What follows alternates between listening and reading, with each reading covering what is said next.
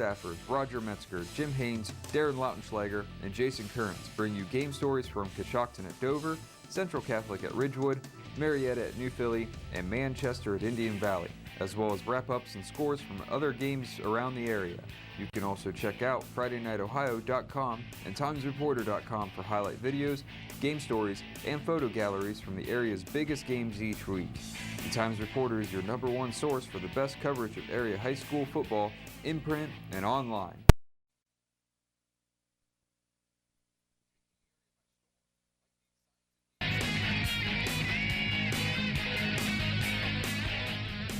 Welcome to Crater Stadium in Dover as we get ready for a big football game between the undefeated Coshocton Redskins and the improving Dover Tornadoes, who are 4-3. I'm Scott Robinson along with Chuck Rest. And Chuck, big game with a lot of points on the line for playoffs. Oh, a huge number of points. Coming over, I was thinking, last year we didn't have many good ball games, but I'll tell you what, this one this year should get right up to the billing of what it's going to be. And like you said, many, many playoff points to the winner tonight. We'll come back. We'll talk with Dover head coach Dan Ift in just a moment, right here on the Echo Circ Print Services Coach's Corner Show on TV2 Sports.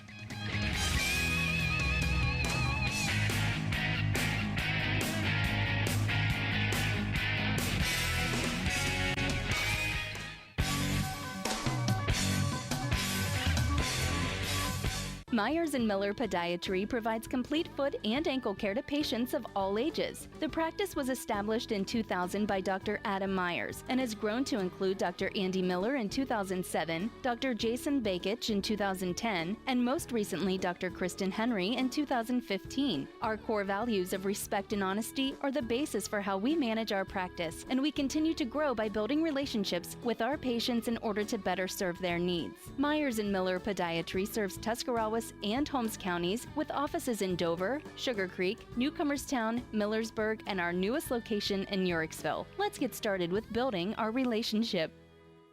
I think the hands-on aspect is going to give you an opportunity to explore, find out what you're good at, what you like, and you're not going to have mountains of debt. What you're going to have is a marketable skill that even if you don't love it, you can use that to pay to go on to college and get that degree. And we've got a number of students that do that. They're very mature. I think we're a great hands-on exploration base.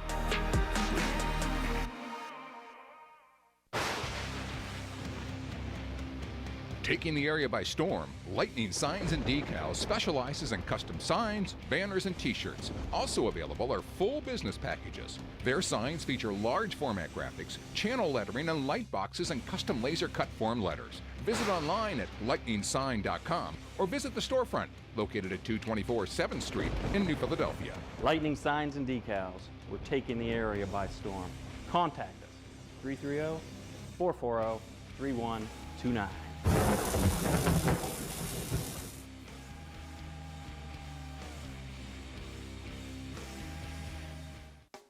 For over 100 years, the House of Stones, located on the square in downtown New Philadelphia, has been committed to providing an exceptional jewelry buying experience that creates lifelong memories and transcends time. Come and see for yourself why the readers of the Times Reporter have voted us their favorite jeweler year after year. Rodriguez's House of Stones, when it's just too important to trust anyone else.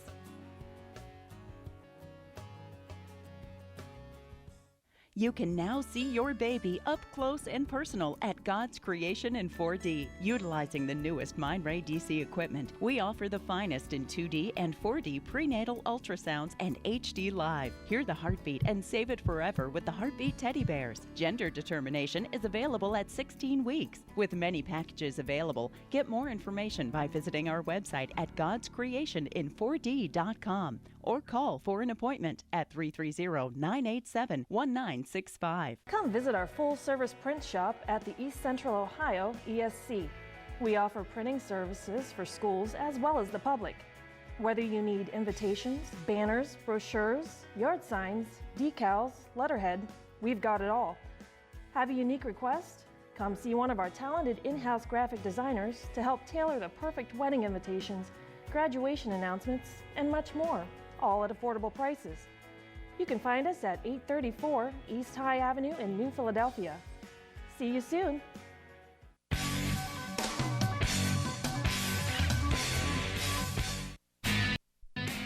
And back on the EchoCirc Print Services Coach's Corner Show with head coach Dan Ift of the Dover Tornadoes. Coach, your schedule's loaded with minefields, and tonight's another one with the Coshocton Redskins. There's no question. They're a tremendous team. They're a playoff team. Typical Coshocton. They run great wing tee football, very well coached, tough kids. I mean, just any adjective you want to use to describe this football team would be appropriate. Any positive adjective. They're extremely good.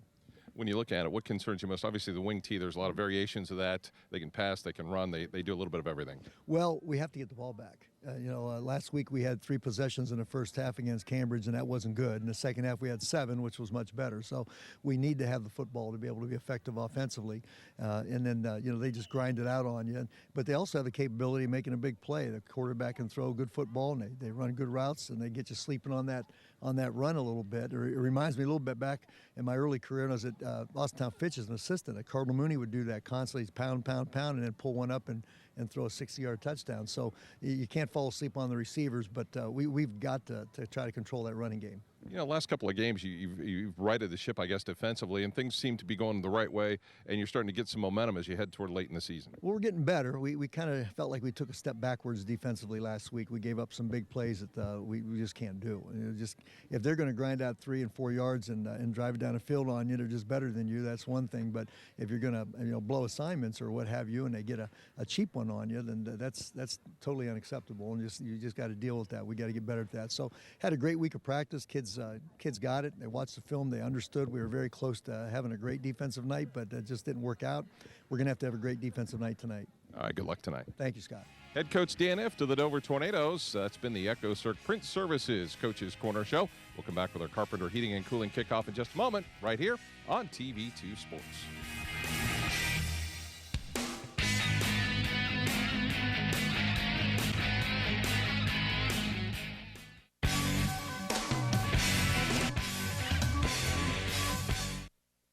Omni Orthopedics comprehensive programs provide early diagnosis and successful treatment for every musculoskeletal problem. With more than 30 years of orthopedic experience, their physicians offer patient-centered treatment for all ages. From evaluation to rehabilitation, your treatment plan is designed around your needs. Omni Orthopedics specializes in sports medicine, the spine, physical medicine and rehabilitation, foot and ankle, and hand surgery. If pain makes activities like climbing stairs, standing or walking a challenge, turn to the home team at Omni Orthopedics. Their mission is to provide you with the highest quality and most advanced orthopedic services so you can get back in the game. Located in the Oxford Medical Arts Building, Omni offers a full-service facility including digital x-ray and physical therapy. So there's no need to travel when quality care is so close to home. Omni Orthopedics, setting the standard in orthopedic care. Integrity Auto Sales. It's not just a name. Give us a call at 330-308-9378 or stop in at our 2 locations on East and West High in New Philadelphia for your next quality vehicle. Students choose Kent State University at Tuscarawas because of our academic excellence, dedicated faculty, and affordable tuition. Our bachelor's and associate degrees will prepare you for careers including nursing, computer animation, or veterinary technology. Kent State Tuscarawas offers a dynamic campus with state-of-the-art facilities, exceptional student services, and a welcoming environment.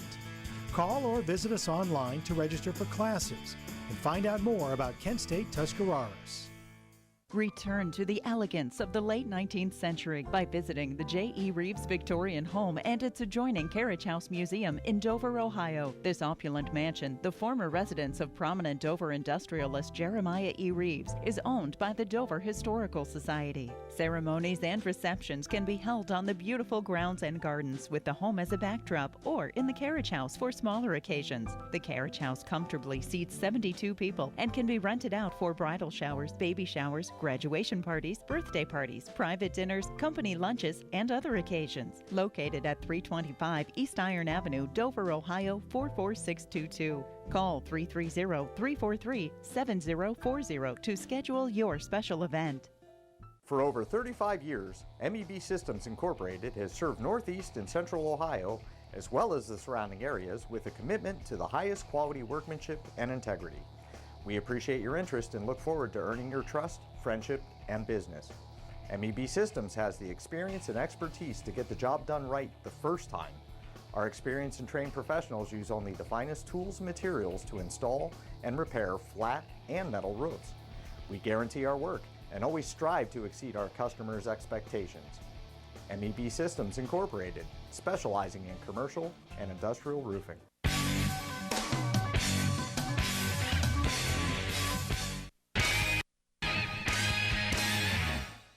And welcome back to Crater Stadium in Dover as we get ready for our ball game between the Coshocton Redskins and the Dover Tornadoes. It's time now for our keys to the game, as God's Creation in 4D is our sponsor. You can now see your baby up close and personal with the newest Mindray DC equipment, offering the finest in 2D and 4D prenatal ultrasounds and HD Live. Hear the heartbeat and save it forever with the Heartbeat Teddy Bears. Gender determination available at 16 weeks. Many packages available. Visit their website at www.godscreationin4d.com, or you can call for an appointment at 330-987-1965. Boy, Chuck, I'll tell you what, there's a lot of keys in this ball game. Oh, you're telling me. I mean, you look at these two teams, you know, Coshocton coming in. Not a whole lot of depth, but I'll tell you what, there's 11 guys that they put on the field are pretty good. On the other hand, you look at Dover. I think the key to them defensively is, because you're playing Coshocton that runs the wing tee so well, those linebackers, those defensive backs have got to read their keys all night long. But let's talk about Dover's offense. I think you're going to see two guys touch the ball a lot tonight, you know, because of their speed, in Clark and Hess. And if those guys get the ball tonight, I think you might see them score on big plays. All right, so that is our keys to the game, brought to you by God's Creation in 4D. You can now see your baby up close and personal with the newest Mindray DC equipment. You can find them online at www.godscreationin4d.com or call for an appointment at 330-987-1965. The injury report brought to you by Omni Orthopedics. If you've been sidelined with an injury, get back into the game with the home team at Omni Orthopedics.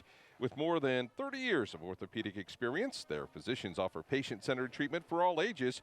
They're conveniently located in the Oxford Medical Building in Dover or online at omniortho.com. They love what they do, and it shows. The Dover Tornadoes had somewhat of a last-minute change on defense as Austin Ward went down with a foot injury this week, and he'll be replaced by Kyler Dickey. Kyler Dickey will be replaced by Brady Blair at the linebacker spot. So that is our injury report, brought to you by Omni Orthopedics. With more than 30 years of orthopedic experience, they're conveniently located in the Oxford Medical Building in Dover or at omniortho.com. They love what they do, and it shows. Let's take a look at one of our sponsors helping to bring you our broadcast coverage tonight. It's brought to you in part by Jamie Mahoney, serving Tuscarawas County and the surrounding areas. Call 330-324-8186 for all of your flooring needs and workmanship you can trust. We'll take a look at our starting lineups. The Coshocton Redskins won the toss, decided to take the football, and Chuck, that's a little bit unusual. It usually is in today's game, a little unusual because you usually defer, but I think the main reason Coshocton took the football was with their offense, they want to eat the clock up. So you got Borden Kircher, Addy, Lewis, Mikulik, Woody, and Karkin up front. And then the H-backs, Zach Michael and Dallas Griffiths. Jake Fortney will be the fullback, Ashton Jarvis the receiver, Andrew Mason the quarterback. Defensively for the Tornadoes, this is where you'll see the changes we talked about, as Andrew Smith will be along the front line along with Zach McVicker, Will Hinkle, and Kyler Dickey. Then the linebackers will be Lucas Shadrew, Drew Nolan, Brady Blair, and then the backfield will be DeAndre Clark, McGuire Morris, Josh Arkinall, and Drew Sexton. So those are our starting lineups for this ball game. The Dover Tornadoes under 22nd year head coach Dan F. 4-3. They're still very much in the playoff hunt. They're 11th this week in Division III. They're averaging about 39 points a game. The problem is they've been giving up about 32 points a game. Alex Sayre, 128 of 222 passing for 2,153 yards, 21 touchdowns, and 6 INTs. Tornadoes, more importantly, have not lost to Coshocton since 2002. The Redskins, under veteran coach Jim Woodrum, 7-0, as they are third in Division 5, Region 19. They're actually sixth in the annual, or weekly, I should say, AP poll, averaging 37 points a game, giving up 16 on defense. They're finishing up a long stretch here. This is their third of 3 straight road games. They'll finish up with Claymont and Riverview at home, so you've got to anticipate that they will have a very successful season. Mark, their wins over Fairless, St. Clairsville, the Columbus Crusaders, Bishop Rosecrans, New Lexington, Cambridge, and Meadowbrook. It's time now for our national anthem, brought to you by Buckeye Career Center. If you're an adult looking for a new career or a high school student looking for ideas on how to start yours, check out the Buckeye Career Center, as they're in the business of preparing you for the fastest growing segments of today's job markets. You can find them online at www.buckeyecareercenter.org.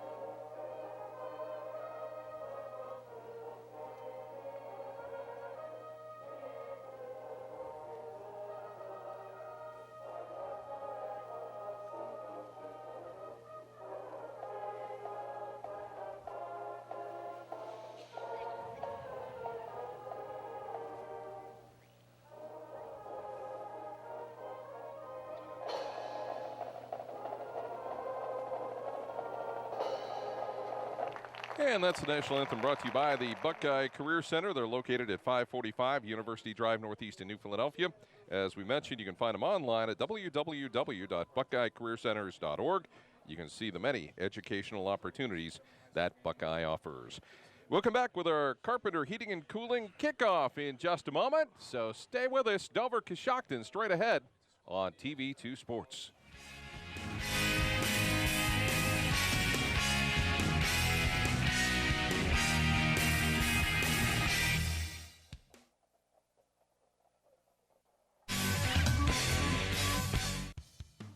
At Mr. Appliance, we believe repairing your appliance is only part of the job. We believe in delivering superior service by taking extra steps like putting on protective shoe covers before entering your home. Calling Mr. Appliance is a smart choice, as we charge by the job and not by the hour.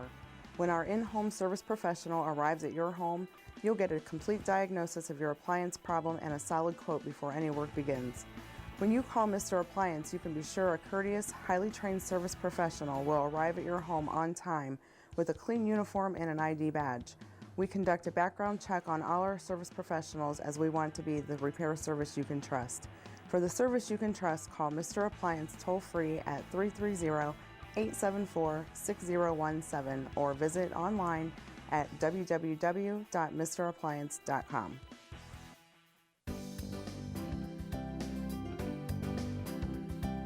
For clean air you can breathe in a clean-looking home exterior, Ultra Clean. Locally owned and operated, offers both air duct cleaning and pressure washing for your home. Give them a call at 330-243-3996 to help clean up the air you and your family breathe and your home's outside appearance.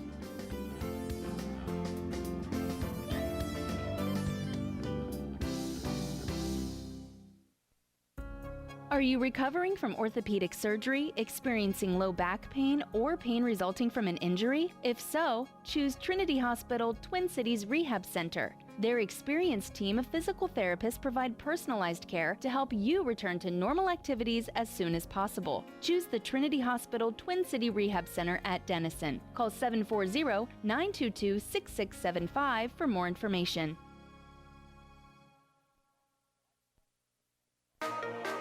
I think the hands-on aspect is going to give you an opportunity to explore, find out what you're good at, what you like, and you're not going to have mountains of debt. What you're going to have is a marketable skill that even if you don't love it, you can use that to pay to go on to college and get that degree. And we've got a number of students that do that. They're very mature. I think we're a great hands-on exploration base.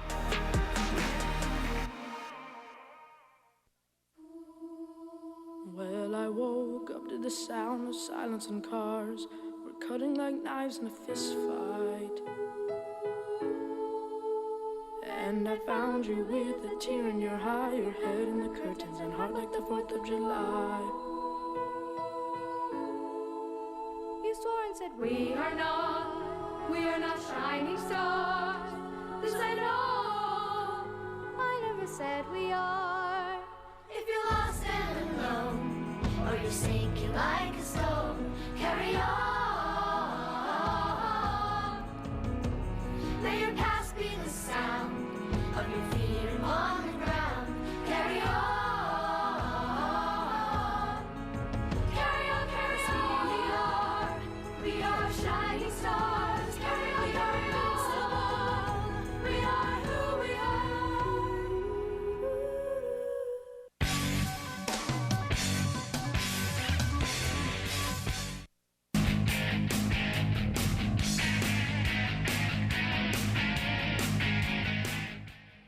And we're back at Crater Stadium in Dover, just about set to go with our football game between Dover and Coshocton. The opening kickoff is brought to you by Carpenter Heating and Cooling, located at 946 Cookson Avenue Southeast in New Philadelphia. Looking for year-round comfort? You can reach them at 330-308-8550 or visit them online at www.carpentercomfort.com. Hard to believe week 8 of the high school football season. It's gone pretty fast this year. Well, it's gone very fast this year, and like you said, we're in week 8, and you know, when we started in week 1, we didn't even mention the playoffs, and now you can talk about playoffs with everybody because there's only 2 more weeks to go. Yeah, you've got a handful of area teams. Certainly both these teams here, a win by the Tornadoes propels them probably into the top 8 for next week, I would certainly think, and a win by Coshocton would put them into the stratosphere in their Division 5 region. So. And they are sit right behind Garraway right now in that region. Yes, they are. And, you know, talk about Dover here real quick. I really do believe mathematically the way we're looking at it here going into week 8, Dover wins out. You know, they end up 7-3. Chances are they're going to host a football game in the playoffs in the first round. If they go 6-4, you know, likely they're still going to be in. You know, like you said, Coshocton wins this one tonight. They're not going to get a whole lot of points here coming up in the next 2 weeks, but they're going to be in their top 4, so it wouldn't surprise me if, you know, win by them tonight, they're going to host. So we're ready to go with the opening kickoff. Jack Danaher to kick it away. And that is going to be right down onto the goal line, and that is Andrew Kittle. And Kittle is in trouble back at the 14-yard line. So Coshocton's going to start with the field position deep in their own territory. Good special teams on that kickoff by the Tornadoes. And this is where it's going to be interesting, is Dover's defensive effort against this wing T formation. We watched them in warm-ups, and they had a variety of different plays that they ran off of that set. Well, the thing about it is Coshocton's very experienced, and you can see most of their skilled set is all seniors. And not only all seniors, but big seniors.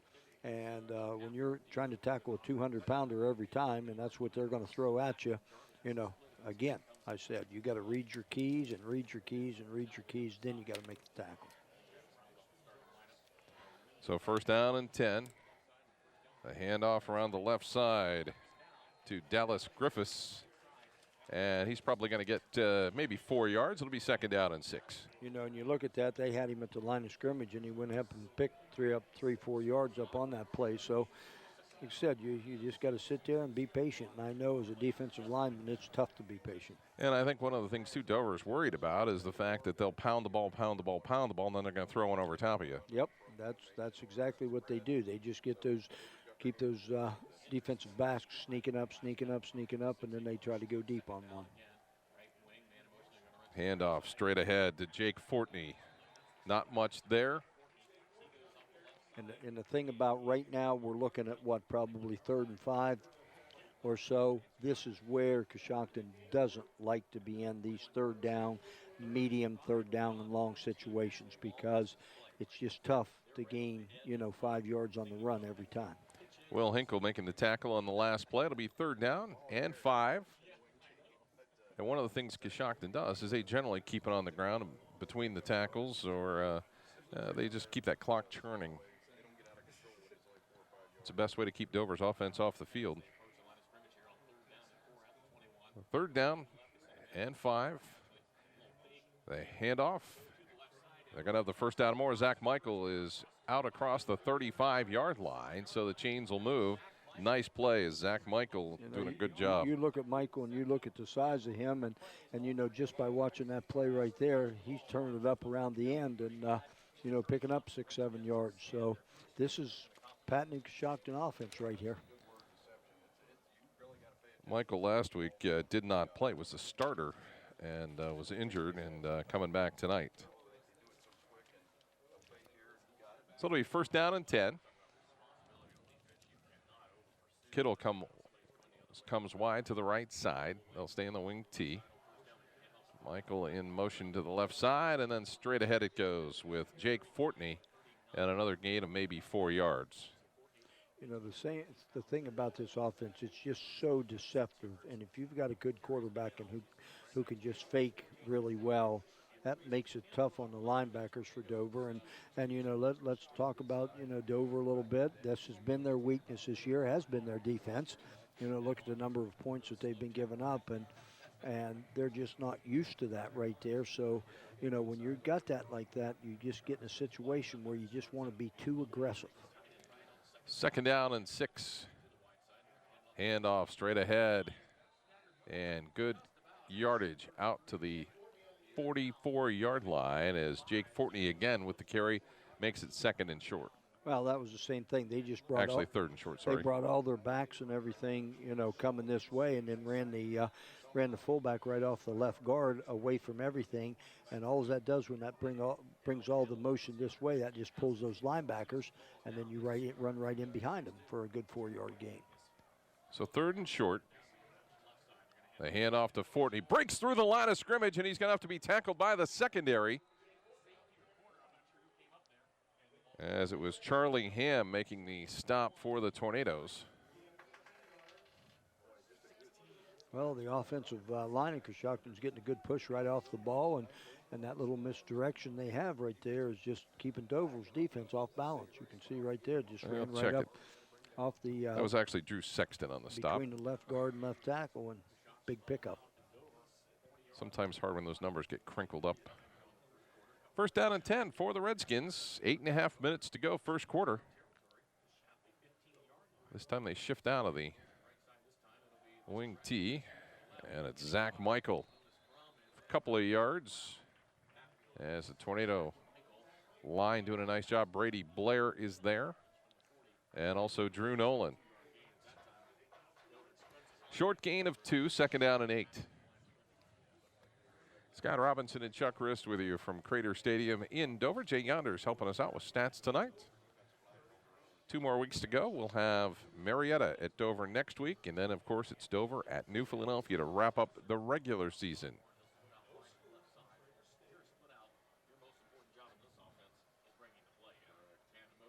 So the handoff to Fortney again, straight ahead, and the Dover defense has taken a pounding here early on. I'll tell you what, these two backs running the football were both good, solid 200-pound backs with, you know, if you look at their legs, they got pretty stout legs on them. So, you know, it takes 2 or 3 guys from Dover to bring them down, and after that, you're picking up 4 and 5 yards. So it'll be 3rd down and 3. This was Coach F's nemesis right here, because when I talked to him before the game, I said, what do you think? He says, they're pretty good. And he said, those 2 backs they have are really good. So he knows. It has not been an easy schedule by any means for the Tornadoes. The first 5 weeks were just brutal. They've won a couple of games, and now they're in another pressure cooker here. The handoff to Griffiths. Griffiths is going to have the first down at about the 27-yard line. I think he's considered the back for Coshocton to just is the picker. So he'll just, you know, pick his way through where the other 2 guys just bull up. You can see Griffiths right here. He cuts back when he doesn't see the outside open, was able to pick up 8, 9 yards. Another first down. Josh Arkinall in there on the stop. When your safety's making the tackle, that's not what you want. That's not what you want. 6:45 to go, first quarter. You know, we talked a little bit about Coshocton taking the football. This is the reason. The handoff to Zach Michael, and a nice job there is maybe half yard, maybe a yard at most. You know, Tornadoes did a great job that time of stringing that out, and then the secondary coming up and making the play for no gain. So, you know, the other thing you think, too, is that, you know, they only put one receiver out. They're split in, so, you know, everybody else is inside. So you look at Dover, you're thinking, okay, go man-to-man on the outside out here and let everybody else, you know, sit in there and key the running backs.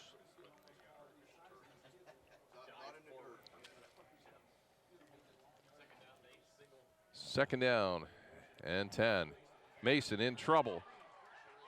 And pass is incomplete. Pressure got to him that time. They brought the house as Nolan came in from his linebacker spot. And they were all over it.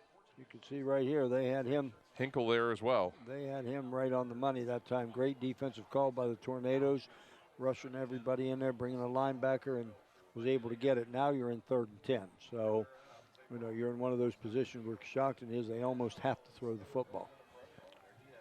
And this is against one of their strengths that they have. So 3rd down and 10 from the 27, probably in 2-down territory here. Mason looks to the outside. It's going to be incomplete. It'll be 4th down. Tell you, both times that he's gone back to throw the football, Dover's put really good pressure on him, and he's been incomplete on both passes. So like you said, it's has to be, I would think, 4-down territory for him. Well, we've seen some routes when they were warming up that came out of this wing T formation, and they were very effective at throwing them down the sideline. They had short and long receivers involved, and we'll see what they do here on 4th down and 10. Well, again, it looked like Dover brought in another defensive back on this one, so you would certainly think that they're going to play the pass. Yeah, Caden Folkert in there. Across the middle's got a man there. It's incomplete, and Dover will take over on downs. Had him wide open.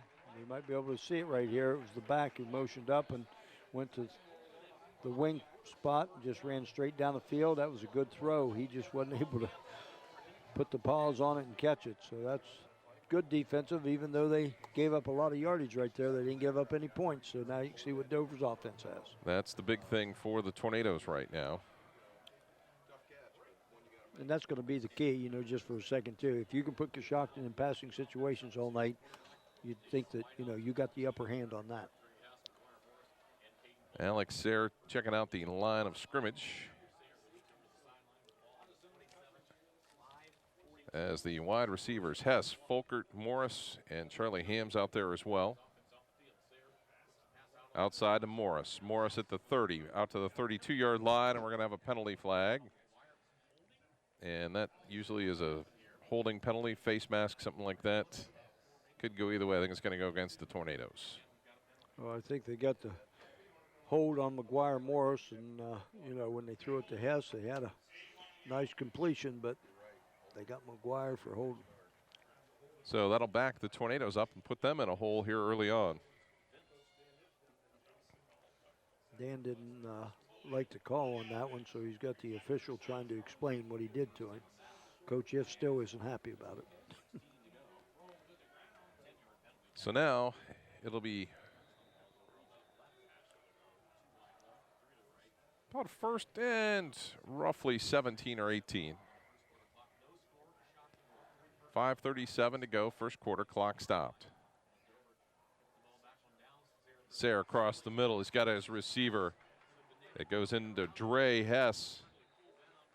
And we talked about that, Chuck. One of your keys was it's got to get to the speed on the outside. I think we want to see number 11 and number 6 touch the ball as many times as we can tonight. And good things might happen for the Tornado offense. You can see right there. Now, they got him pretty good on that one because he was running east and west.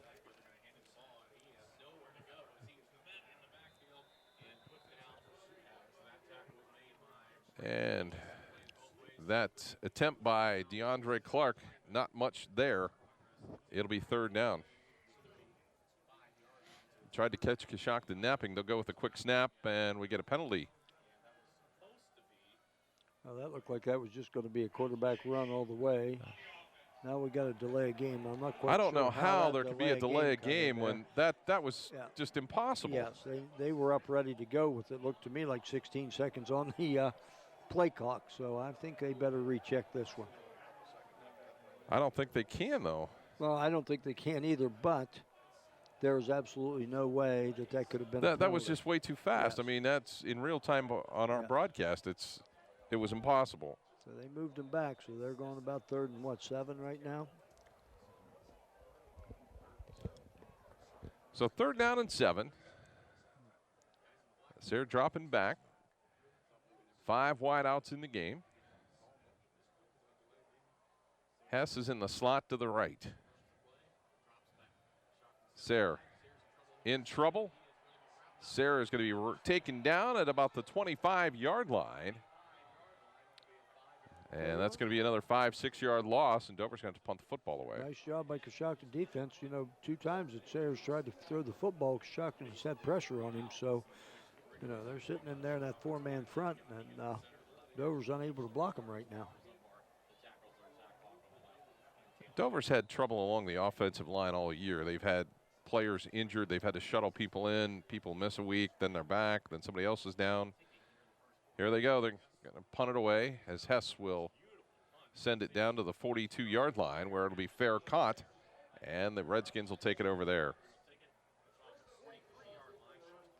Well, good field position right there for Coshocton, and I think they got to feel pretty good about that defensive series for them that they So it'll be 1st down and 10 for the Redskins as they were very successful in running the football. See what kind of adjustments the Dover Tornadoes can make here. Their defense had some trouble first few weeks of the year, but look at the competition they were playing, and they straightened it out at Zanesville, and then they're definitely headed in the right direction. This is just something they haven't seen all year. 1st down and 10. The handoff straight ahead to Fortney, and Fortney is cut down at about the 47-yard line for a gain of 5. It'll be 2nd down and 5. The thing about Fortney right there, they had him almost at the line of scrimmage, and he just kept his legs moving and went ahead and picked up about 4 yards on that one. Looked like Drew Nolan might have gotten him from his linebacker spot. So on 2nd down, the Redskins will get the play from the sideline.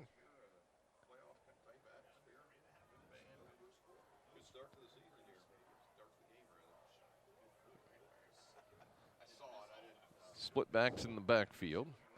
The handoff this time to Griffiths. And Griffiths is right about midfield, maybe the 49-yard line. So it'll be 3rd down and roughly 4 here. Again, not necessarily in the wheelhouse of the Redskins. No, but 3rd and 4, let's look at what they've done, in that short yardage. They've been able to pick up 1st downs, and I don't think they feel too bad about sitting at 3rd and 4. Where they don't like it is 3rd and 6 or more.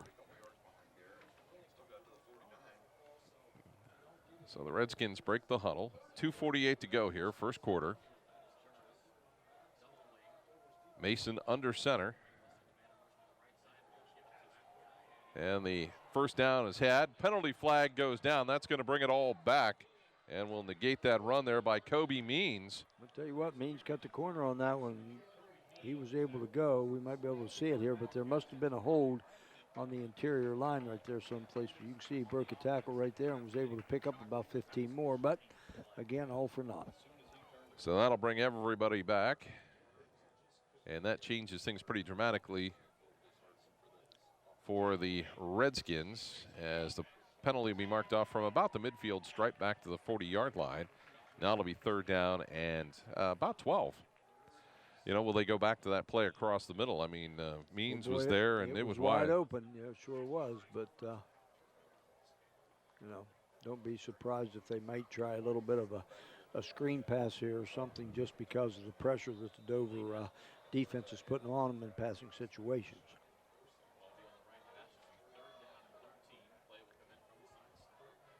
So here comes the play from the Coshocton sideline. And boy, Chuck, you look at their roster. There's very few reserves on the far side. There's just a lot of players going both ways. I think I counted it up. They had about 54 guys on the roster, and I think 18 of them are freshmen. So Halfback pass. Means is going to throw it down the field. It's going to be intercepted by the Tornadoes as DeAndre Clark will bring it in at about the 23-yard line. Well, they tried a little razzle-dazzle right there, and really was well covered by the Tornadoes as they had two guys right there in the situation. They were probably playing a little bit of a cover two defense and brought the safety over, made the interception. So I guess if you look at Coshocton, on the other hand, you know, that's as good as a punt. So the Redskins, again, take some time off the clock, but it doesn't pay off. So the Tornadoes come out with 2:02 to go here in the first quarter.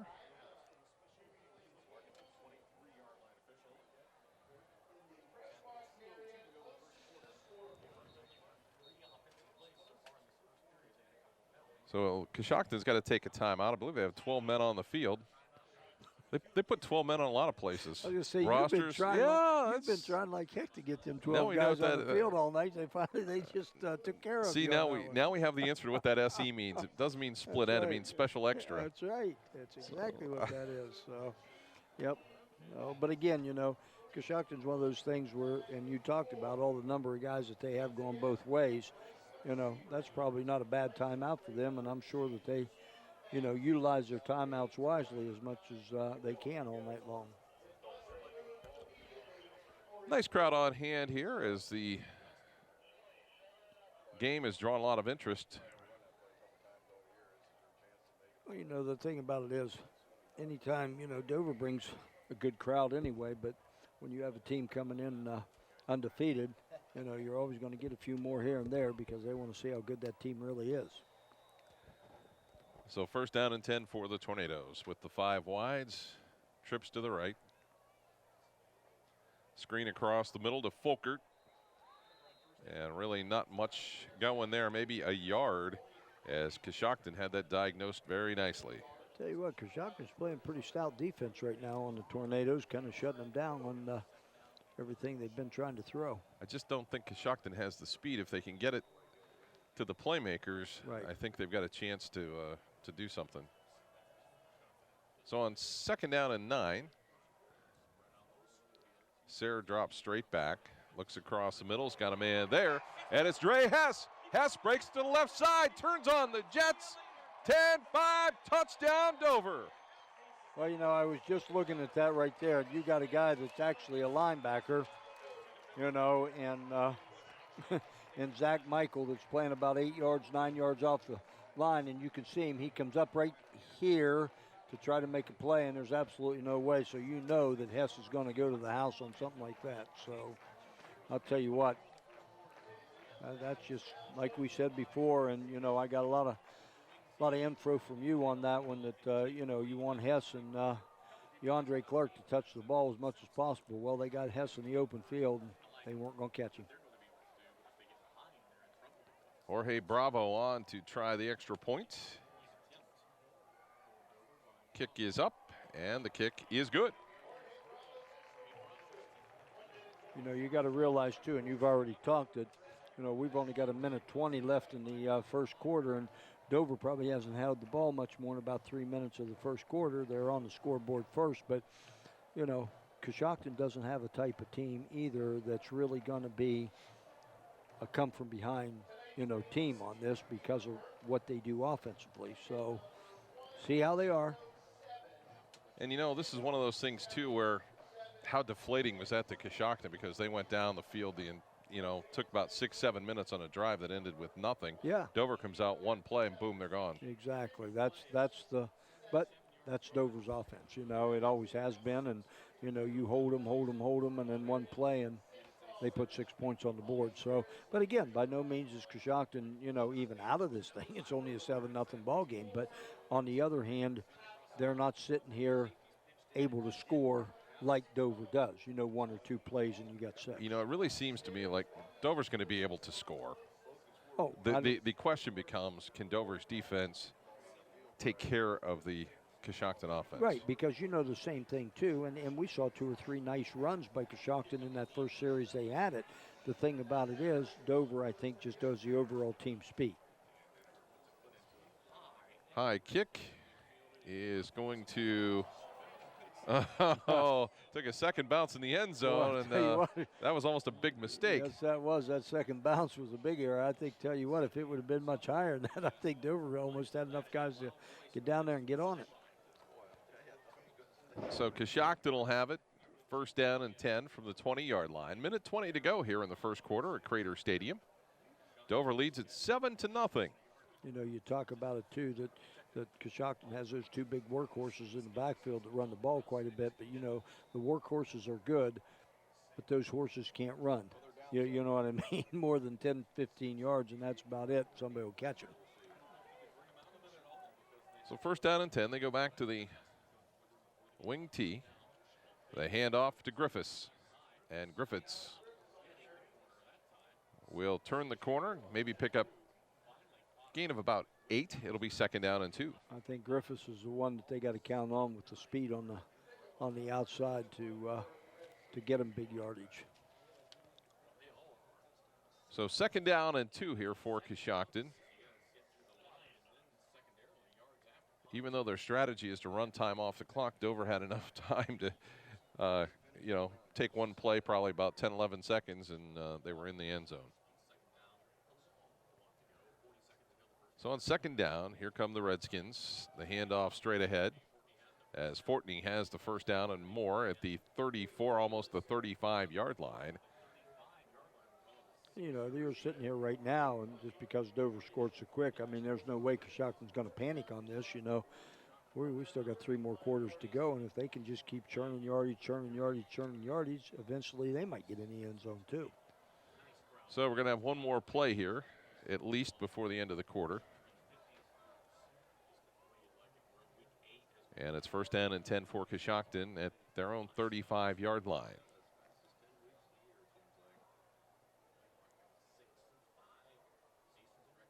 There's about 9 people up in the box area. Dover's going to show a little bit of a blitz here. Mason looks to pass, in trouble. Throws it down the sideline and into the Coshocton bench. Incomplete. Well, Dover secondary did a great job on that when they had a 2-man pass route, and Dover had them smothered right there with both the guys out. So and I think that's kind of the pattern that we saw before the game and pregame, that they were hitting regularly, and certainly Mason's got a strong enough arm to hit either route. Yes, he does. Just Dover, like I said, Dover's defensive backs are playing their positions right there and keeping the Redskins intact. Speed makes up for a lot of mistakes. Oh, boy. Second down and 10. As the handoff this time to Griffiths. And Griffiths straight ahead to the 42-yard line. And that's the end of the first quarter. 7-0. Dover with the lead over Coshocton. We'll come back with second quarter action in a moment here on TV2 Sports.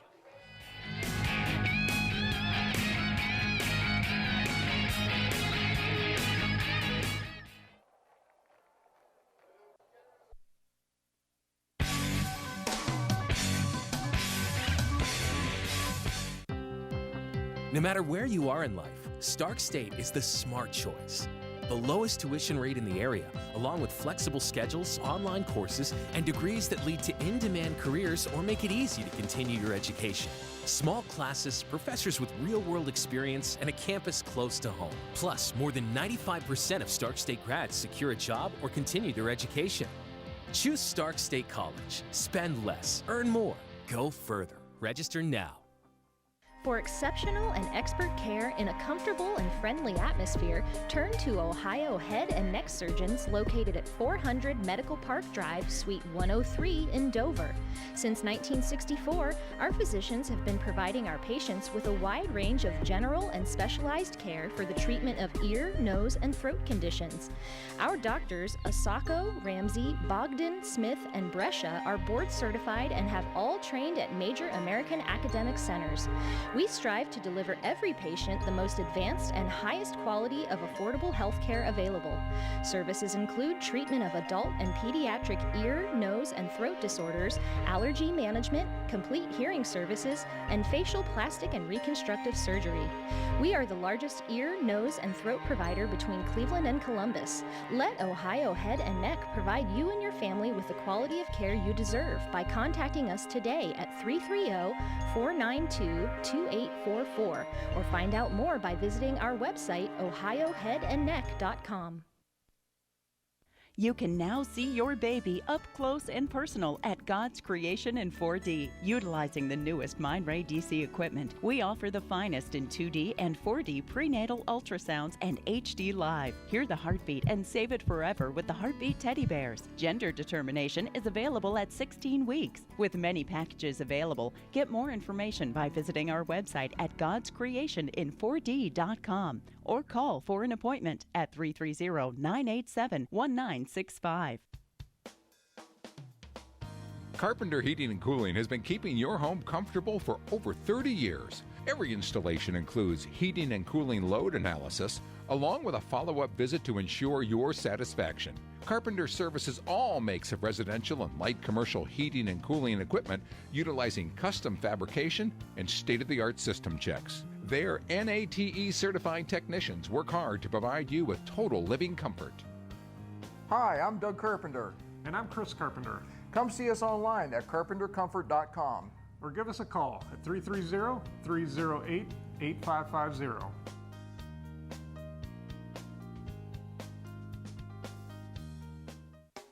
For over 100 years, the House of Stones, located on the square in downtown New Philadelphia, has been committed to providing an exceptional jewelry buying experience that creates lifelong memories and transcends time. Come and see for yourself why the readers of the Times Reporter have voted us their favorite jeweler year after year. Rodriguez's House of Stones, when it's just too important to trust anyone else.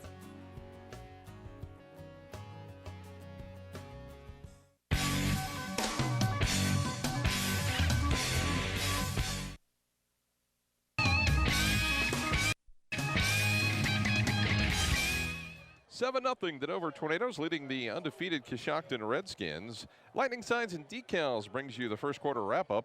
Taking the area by storm, Lightning Signs and Decals specializes in custom signs, banners, and graphics. They're also an authorized distributor for Mossy Oak, Browning, Realtree, and Bone Collector graphics and products, as well as a hunting and fishing license agent. Visit online at lightningsign.com or visit the storefront located at 224 7th Street in New Philadelphia. The Dover Tornadoes had a second series of one play, 76-yard pass from Alex Sayre to Dre Hess. Bravo added the extra point, making it 7-0. And that really is our first quarter wrap-up, brought to you by Lightning Signs and Decals of New Philadelphia. Pretty good first quarter for both teams, Chuck. Well, I think it was very good. Coshocton did what they wanted to do. They took the ball after they won the toss and were able to eat up most of the first quarter clock, but Dover did what they needed to do, throw one pass and get in the end zone. So it'll be 3rd down and 3 as we begin this second quarter of action. And again, 3rd and 3 for Coshocton is not a big deal, as they pound the ball. The handoff to Fortney. He's just going to push forward and have the first down and more at the 47-yard line, maybe the 48. Tell you what, he got those legs going, and he was going north and south. You look at that and you're thinking, gee whiz, but he picks up 6 yards on that carry. I think what you've got to think about is down the road, about the fourth quarter, they're going to be worn out. Yeah, that's going to be the key right there. And again, we talked a little bit about that at the beginning on Coshocton's depth. Is in 9 out of 11 go both ways. And when you get pounded on with these running backs like you're doing all the time, you lose a little bit of speed during the game. And strength. So first down and 10 from the 47-yard line means in motion. He'll get the carry, trying to turn the corner. He's going to get plenty of room and may have another first down at about the 42-yard line. Well, there again, 1st and 10. Went wide, looked like everything was being strung out by the Tornadoes. You turn around and look, and he picks up 10-plus yards on that. Coshocton's got 3 quality backs. Yes, they do. They really do. And actually, 4. They got a good quarterback with a decent arm, but, because he doesn't have to throw the ball much, that's what they rely on is those 3 running backs. And I'll tell you what, you got to give Coshocton's offensive line credit because I'll tell you they're moving the ball forward. So first down and 10 means in motion. The handoff straight ahead to Fortney. Fortney's met right at the line of scrimmage and still leans forward for 3. Yep. That keeps those legs going, and like you said, hit right at the line of scrimmage ends up picking up 3 yards. Andrew Smith at the bottom of that pile. And it's 2nd down and 7 for Coshocton.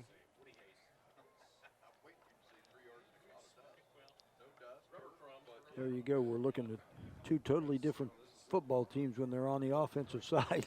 Coshocton will take as much time as they can to put the ball in the end zone. And Dover, if they can hold it for 2 or 3 plays and then put one in, they're happy with that. 2nd down and 7 for the Redskins. Means in motion. He'll get the handoff, turns the corner, slips in 1 tackle, and has the 1st down inside the 30, maybe down to the 27-yard line. Nice gain of 12. I'll tell you, we sit right here, and I watched that whole play. And again, the key to a wing T football team is the quarterback and how well he fakes. And needless to say, I got faked out on that one because I really thought the quarterback still had the football. So it's a little harder down on the field, as those linebackers to figure out who's got the ball.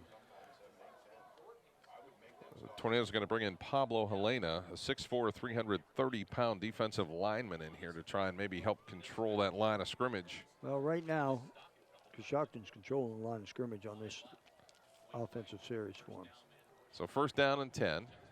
The handoff to Griffiths. And Griffiths is cut down at about the 24-yard line. So it will be 2nd down and about 5. But you look at it right there again, you're thinking, boy, there's not much there, and 5-yard pickup for him. There haven't been many plays where they haven't gotten 5 yards, no, really. I mean, really, there's only been 1 or 2 plays, not counting the pass plays that they've had, that they've only gained, 1 or 2 yards. Most everything they've had so far tonight has been 4- and 5+ yard gains. And I think this is what Dover's been afraid of, is that Coshocton would get the football and just really churn the clock so that they have very limited opportunities. They've only had 2 opportunities so far in the first half. The handoff straight ahead to Fortney. Stutter steps, picks his holes, and he's going to be close to a 1st down. Got in there behind his right guard, moved forward, and it's going to be a 1st down. Yes, it is. I mean, I thought they had signaled 1st down. Well, maybe not. Well, maybe not. They're going to look at it now. Okay. One of them did. Now they're going to say, oh, no, we're going to go to bring it out. 3rd and short. Give them 3rd down. But that's okay. Coshocton has no problem with this 3rd and inches. So the Redskins with 3rd and short here and I'm just at the Dover 17. Very impressed with Coshocton's offense. Split backs in the backfield. The handoff to Fortney. He's met right at the line of scrimmage. He's going to be short. The Tornadoes with a huge effort. I'll tell you what, that was a heck of a play. I'm not sure who got in there on across the line of scrimmage. You can see right here, but boy, did he get pressure. Split the 2 running backs, or the 2 offensive linemen, stepped right in. And well, that's Andrew Smith that got in there. Smith got in there quick. Stood him straight up. They lost a yard, so it's 4th and 2. Well, great job right there. Both of them were right in there. Tell you, they just ran right into that one with Smith and Hinkle on that play. So Means is going to get the carry. He's going to get the 1st down. He's going to turn the corner at the 10, down to the 7, and finally stopped at about the 5-yard line. And it'll be 1st and goal for Coshocton. Well, nice 4th down call by the Redskins to go outside on that one and pick it up. So we're into the 2nd quarter here with 8:20 to go. 1st and goal for Coshocton. Dover leading at 7-0 on the Kent State University Tuscarawas scoreboard.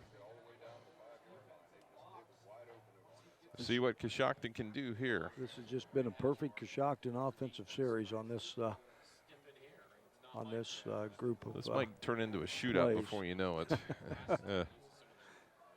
A slow motion shootout. Yeah, I was going to say, wait a minute here. Handoff to Fortney, straight ahead. Fortney just drags everybody in, and he is going to be stopped just short. Well, I thought is the signal so far. It's going to be just, can't be more than a foot or 2 short.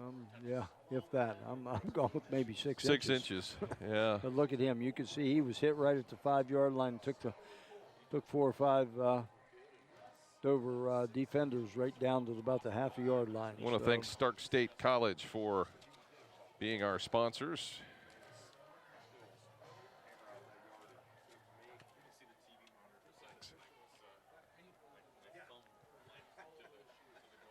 So we're going to go second and goal. Fortney, the fullback, lined up behind Mason.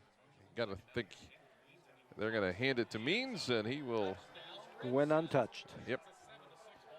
So Means from 1 yard out.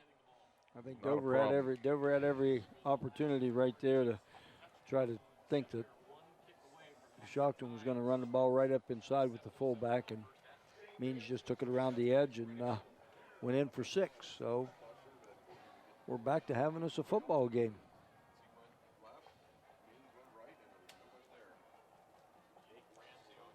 So it'll be Jake Ramsey to try the extra point. Kick is up, and the kick is good. We're tied up at 7-7 between Dover and Coshocton. Tell you what, it's been an entertaining football game, Chuck. Very entertaining, and like I said, 2 different styles of offense, but a tie ball game. Coshocton has not beaten Dover since 2002, so Tornadoes have had a mastery of this for a while.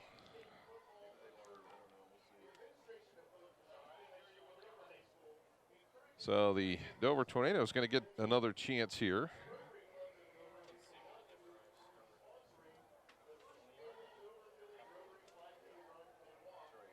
You know, you look at it too, and you know, we kept talking a little bit about Coshocton possibly getting tired because they're, you know, they're running the ball so much and going in there. But I'll tell you, Dover's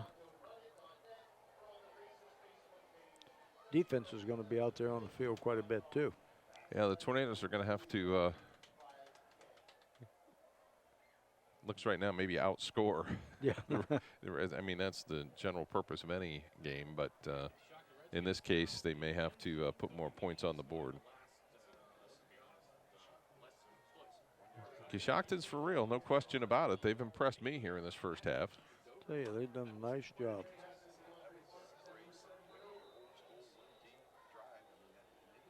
So Ramsey will kick it away here. And they'll scoot it down the field.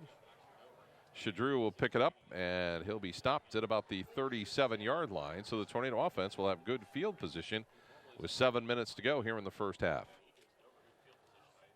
Coming up at halftime, we'll have our MEB Systems halftime report. Also have the halftime adjustments brought to you by Ohio Head and Neck Surgeons.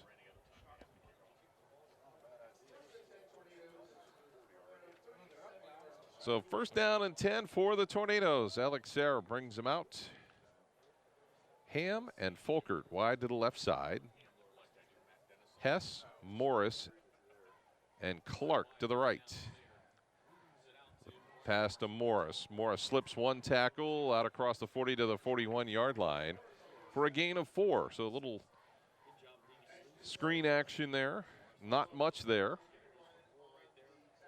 Question becomes, are they setting it up so they can go right down the field? Well, you know, you see that play right there by the Tornadoes all the time, so they'll look at coming off of that. Serra to the outside. Clark's got it. And DeAndre Clark with another touch of the football. Picks up good yardage into Coshocton territory. And it'll be a first down after a 15-yard gain.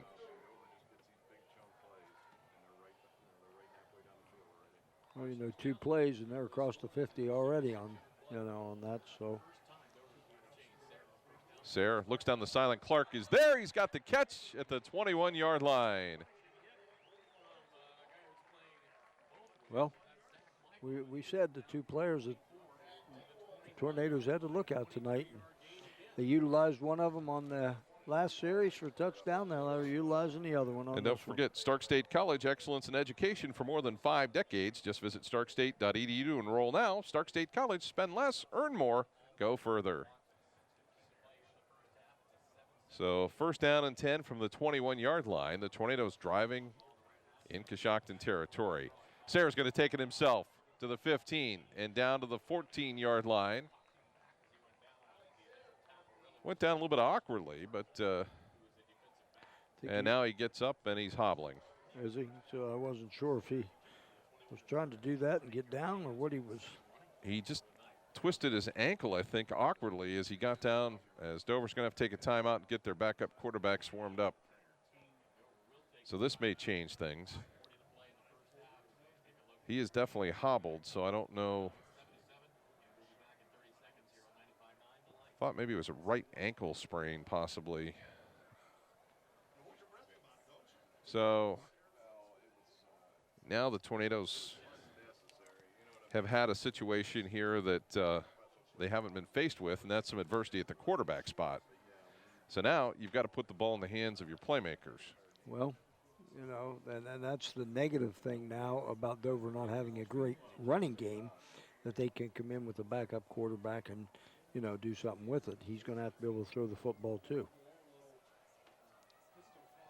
So they're going to put Sayre on the trainer's bench here and try and work with him a little bit, try and tape him up, see if they can get him back in the game.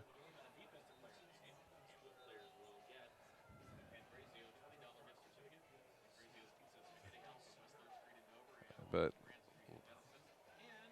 looks like Lucas Chadreau will come in at the quarterback spot.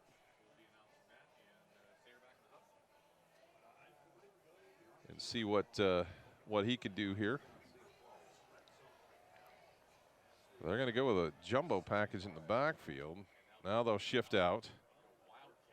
They're going to go to the Wildcat with DeAndre Clark and Hess in the backfield. Hess is going to take it himself. Hess still on his feet at the 5, pushing toward the end zone and down to the 2. So we talked about putting the ball in the hands of the playmakers. We'll take another look as Clark with the carry. You could see right there, he just turned that speed on when he went up in that hole and kind of made another plant and cut and took it right down to about the 1-yard line. So he stepped out actually about the 3 is what they're marking on the scoreboard. So it will be first and goal from the 3-yard line. They shifted into a special play there.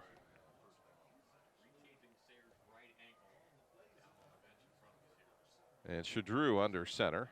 They'll shift again this time, and it'll be Clark in the Wildcat with Hess in the backfield. They're going to take it again, same play, trying to get to the corner, and he's cut down right at the 4-yard line. Nice job by Coshocton coming up hard on that one and taking him down, so now you're sitting. That was Ashton Jarvis that made the tackle. 2nd and 3, so I think maybe it didn't take long for Coshocton to figure out this offensive scheme for the Tornadoes. So it'll be 2nd and goal. Clark's going to take it himself this time, straight ahead for the touchdown from 3 yards out.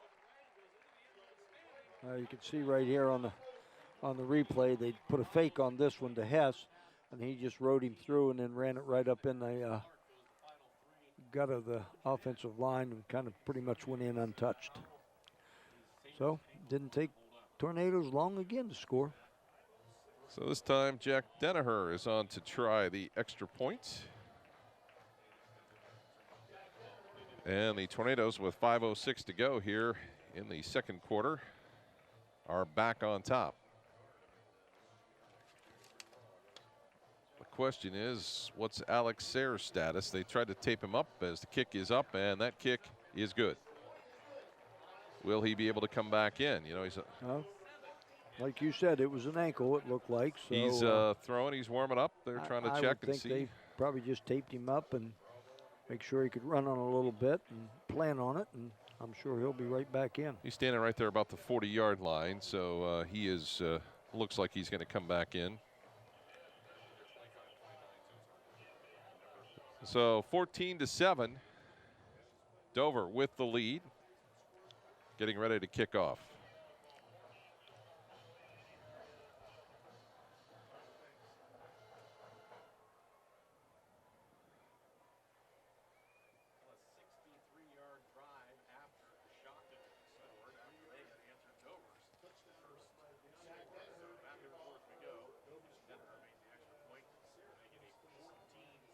So it's 14-7.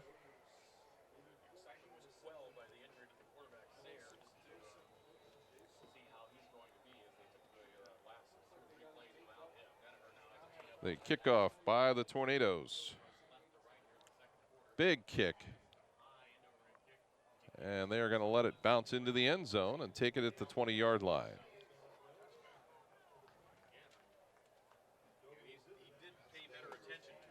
Tell you, they're doing a good job right there kicking that ball deep, and he's putting it down about the 5-yard line. And, you know, a little better job right there by the Redskins to make sure that one did go in the end zone like they did on the last one. So, you know, that could be a big play down the road. So the Redskins have it first down and 10.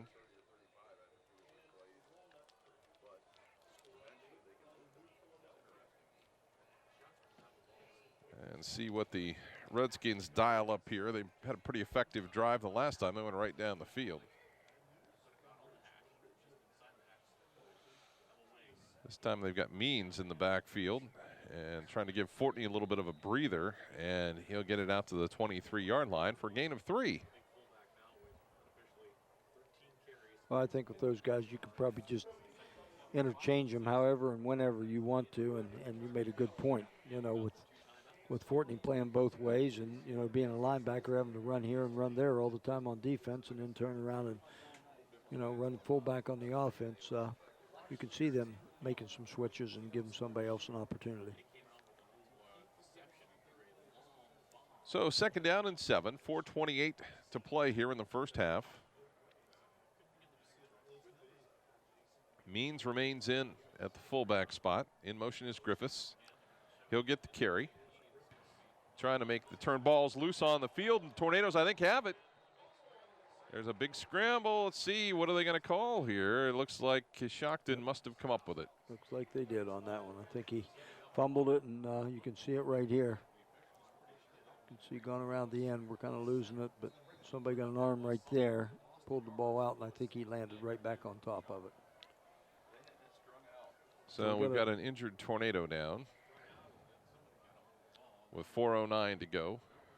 Not quite sure who that is right now. You know, there again, though, you look at this and we look up and there's only 4 minutes to go, and, you know, in the second quarter, right before halftime, and you're thinking, where'd it go? Well, Coshocton just eats the clock and eats the clock and eats the clock, takes their 25 seconds, you know, every time they have it to snap it, so it goes pretty quick. So the Tornadoes with a man down at about the 27-yard line. 4:09 to go. Clock stopped here in the second quarter. And see,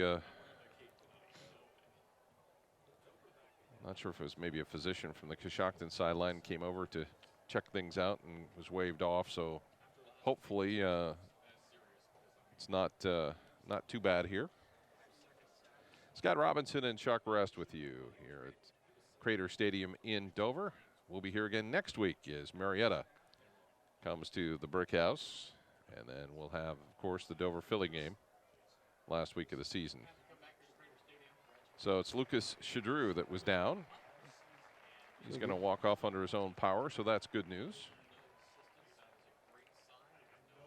I think he might got caught under that pile and somebody might have either landed on him hard or got his shoulder. So it'll be 3rd down and 7. That's what he's working with, maybe his left shoulder. Yeah, it looks like that's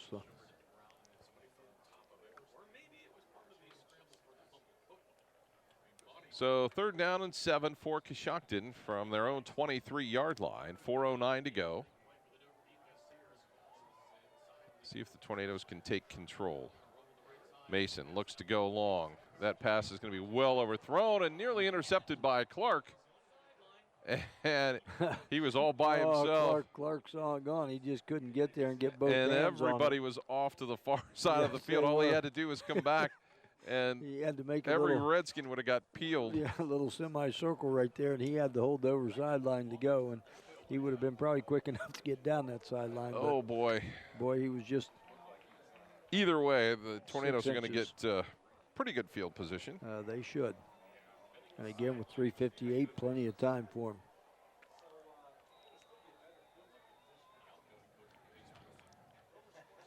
So the Redskins will get a bad snap, and it was nearly blocked. A rushed kick, and the Tornadoes will get it about their 38-yard line, maybe the 37. And Coshocton fortunate to get that away. Very, very fortunate to get it away, but ended up having a very good kick after he did kick it low and hard, and it just kept running on this turf. So, again, Coshocton got out of the woods on that one with a bad snap. Well, I'll tell you what, all you need to do, apparently, if you're Dover, is get it in the hands of the playmakers, and they'll figure it out. Well, so far we've seen it 2 times they've had the football. They've gotten the end zone here the last 2 times. So, first time with Hess and the second time with Clark. So, and again, I think Sayre's back in the football game, so now they can get back to their normal offense. So Sayre's got it, first down and 10. As he looks to the outside, that's going to be well overthrown for Clark. I don't think it was going to go anywhere anyway. Penalty flag down, so I'm not sure what they got. Looks like a hold on the Tornadoes. That's the thing that I wanted to watch right there, was with him coming back into the ball game, how he throws his first pass, and you can see just can't push off. Yeah, he threw it a little bit high. So, you know, I think that's his right leg. So that's his plant leg that he's going to throw on. So the Tornadoes will get backed up 10 yards. You know, with that, it'll be first and 20. With that plant leg right there, that's where all the weight goes to, you know, move it to the forward. So if he can't put pressure on it, that could affect his throws. So Sayre dropping back, looks to go long. This time he's got a man out there. Oh, Clark had it nearly at the 32-yard line. Well, Clark was wrong shoulder. He was running like the ball was going to get on the inside. And Sayre got it on the outside, and he just couldn't adjust to make the play. But boy, he was wide open again. They might come back to that. That was 6 all over it.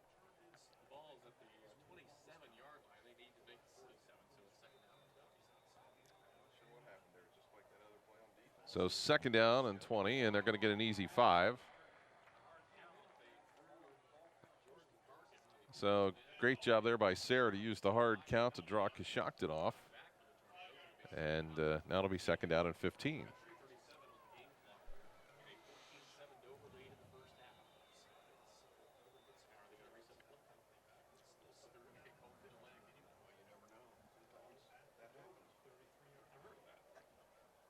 So the Tornadoes will have trips to the right. Passes to McGuire, and Morris was wide open. He'll have the first down at the 50-yard line, and that's where Andrew Mason will make the tackle. And a good job by the Tornadoes. Well, you can see right now Coshocton's playing a little bit of a soft zone coverage, and McGuire just sit in the open area, and Sayre was able to hit him with it. Nice gain on for a first down. Replay brought to you by Stark State College. Got the Tornadoes out of a hole with that holding penalty on first down.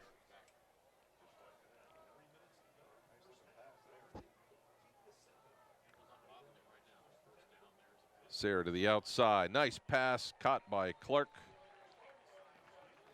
Good throw by Sayre on that one, because there was one of those deals right there on a nice route by Clark that if he didn't catch it, nobody was going to catch it, as he threw it on that outside shoulder right on the sideline. So another pickup of a first down by the Tornadoes. Tornadoes leading at 14-7 with 3:08 to go here in the second quarter.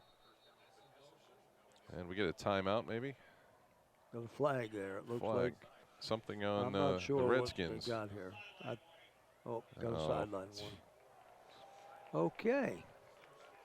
They don't have hardly anybody over there. I didn't see anybody even. It must have been one of the coaches in the white box, and they got all excited about it. Either that or the doctor. Yeah. So first down and 10. Well, kind of might have helped them out on that one too, because I think they had a little bit of a different play on that time for the Tornadoes. There they come, same formation. So Sayre's going to drop back and fire, and again, too high for Clark. He was wide open. He kind of had to put a little zip on that one, and he kind of floated it out there. Clark couldn't jump high enough to get it. But still 2nd and 10 there. Pretty good shape. Still 2:49 to go on the clock, so. Quickly back to the line of scrimmage, 2nd down and 10. Sarah across the middle, ball's deflected and fell there between 2 Coshocton defenders. It'll be 3rd down and 10. Well, I certainly think that with the time remaining on the clock that this could possibly be 2-down territory for the Tornadoes, if need be.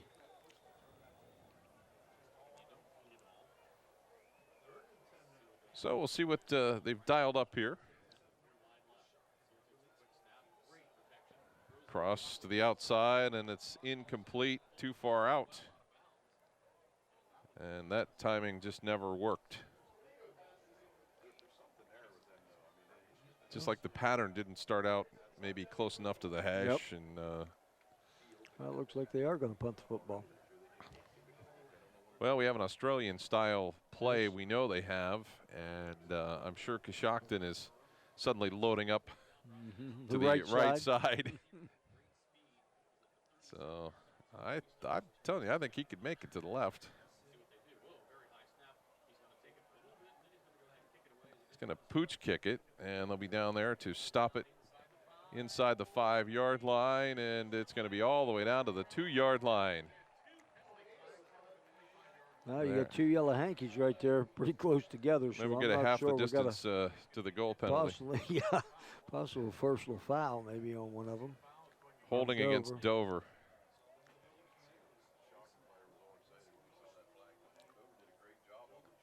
Wow, that nullified a great punt. Well,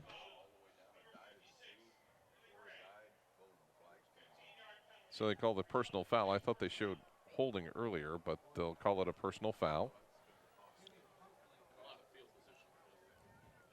So with 2:27 to go, Coshocton isn't built for a quick score, but they do have 2 timeouts remaining.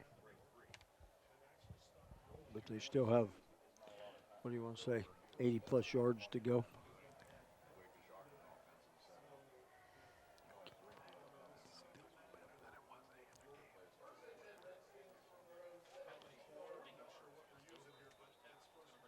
So it'll be 2:27 to go. Ball marked out at the 17-yard line.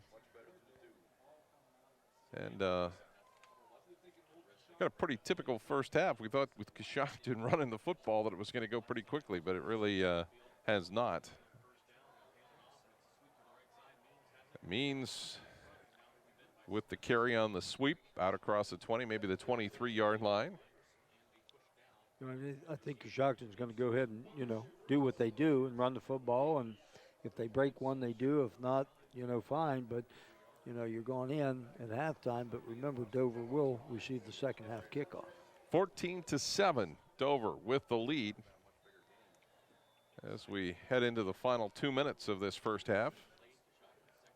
And I think on the other hand, too, you look at Coshocton, and they could feel pretty good about going down 14-7 at the half. Halftime report's going to be brought to you by MEB Systems, and our halftime adjustment brought to you by the Ohio Head and Neck Surgeons. As the handoff to Griffiths and to the 25-yard line. Now, if you're Dover, you take a timeout here and stop the clock. It's 3rd and short, Well, that's another one of those things, too, you think about as a head coach. Do you, like you said, go ahead and stop it? You know what I mean? And possibly Coshocton's done a pretty good job, though. 3rd and 1, the odds are that they can make this. And I think you also think about it, too, like you said. Hey, let's just get out of this half. We're going to get the ball to start the 3rd quarter. We'll make the adjustments we need to make. And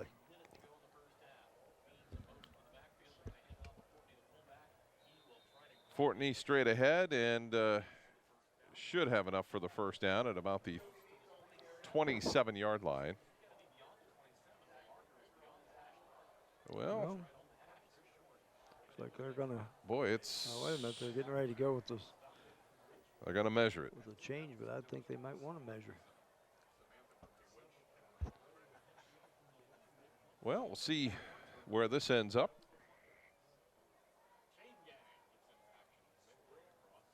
Haven't seen a lot of measurements this year, and that's okay. So that will give it back to the Redskins here, first down and 10. The clock will start, so we'll see where we're at here after this play to see what Coshocton might want to do. Look at least one more play here. I don't think they're going to be in any huge rush. You've got the fastest Tornadoes back deep. Mason across the middle. He's got a man there. Griffiths has it at about the 47-yard line. Hit the deck hard, but held on to the football. Now 28 seconds to go. I think good time for a few more plays.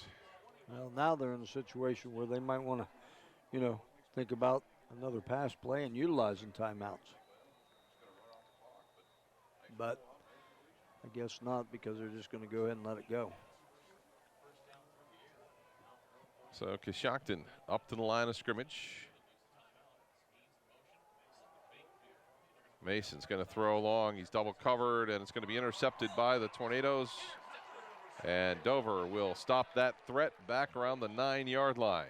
Well, DeAndre Clark with the interception. You go to Clark once and he doesn't get one. You go to him again and he picks it off. So kind of knew what was coming on that one-man route. So now you go with 9 seconds to go. Now I think that you're in a situation where does Dover try to throw one deep and see if they can get a quick one here, or do they just go in at halftime?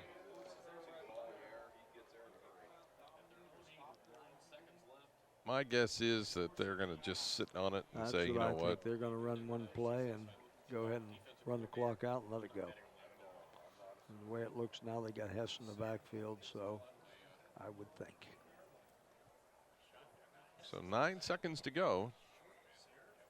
And they'll take the knee, and that'll be halftime. 14-7, Dover leading Coshocton. We'll come back with the MEB Systems halftime report and also have our halftime adjustments brought to you by Ohio Head and Neck Surgeons. That's all coming up shortly right here on TV2 Sports.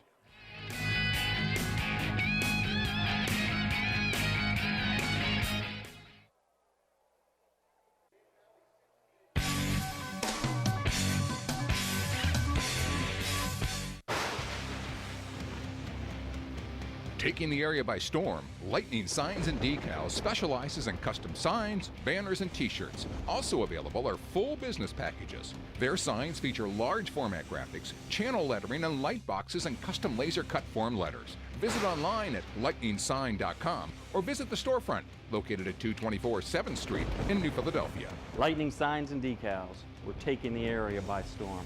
Contact us, 330-440-3129.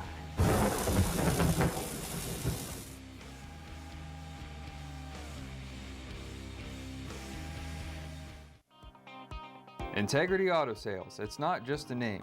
Give us a call at 330-308-9378 or stop in at our 2 locations on East and West High in New Philadelphia for your next quality vehicle. At Mr. Appliance, we believe repairing your appliance is only part of the job. We believe in delivering superior service by taking extra steps like putting on protective shoe covers before entering your home. Calling Mr. Appliance is a smart choice as we charge by the job and not by the hour. When our in-home service professional arrives at your home, you'll get a complete diagnosis of your appliance problem and a solid quote before any work begins. When you call Mr. Appliance, you can be sure a courteous, highly trained service professional will arrive at your home on time with a clean uniform and an ID badge. We conduct a background check on all our service professionals as we want to be the repair service you can trust. For the service you can trust, call Mr. Appliance toll-free at 330-874-6017 or visit online at www.mrappliance.com. Hi, this is Jan McInturf. Our community is a great place to live. That's why McInturf Realty proudly sponsors our local high school sports. Make the call to the local real estate team that sells more homes in Tuscarawas County than any other company. See for yourself what makes McInturf Realty the #1 team in real estate. Make the call to 330-364-SOLD or 330-364-HOME. Every 6 seconds, a Domino's pizza lover's dreams are dashed by one Sally Soul Smasher in the group who wants a salad instead. Eat a pizza once in a while! Luckily, we love pizza so much, we're introducing salads to our menu. So nobody can veto pizza night. So tell those lettuce lovers, listen up! There's no reason to ruin pizza night now.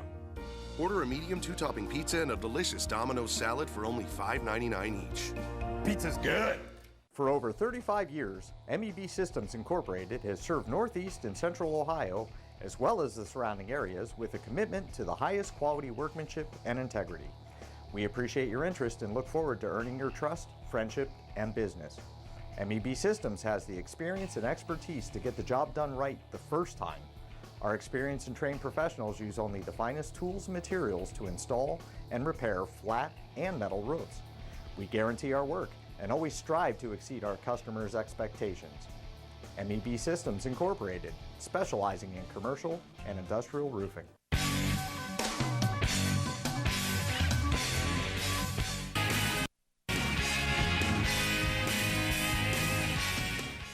We're at halftime at Crater Stadium in Dover. The Dover Tornadoes leading the Coshocton Redskins 14-7.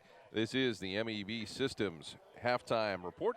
MEB Systems serving Tuscarawas and surrounding counties. They're your flat roof specialists. Give them a call today or visit their website at mebsystems.com. So, Chuck, pretty good first half of action, and Jay Yonders has got some stats for us here in a minute, but good ball game as you'd expect. Yeah, exactly the type of game that we expected.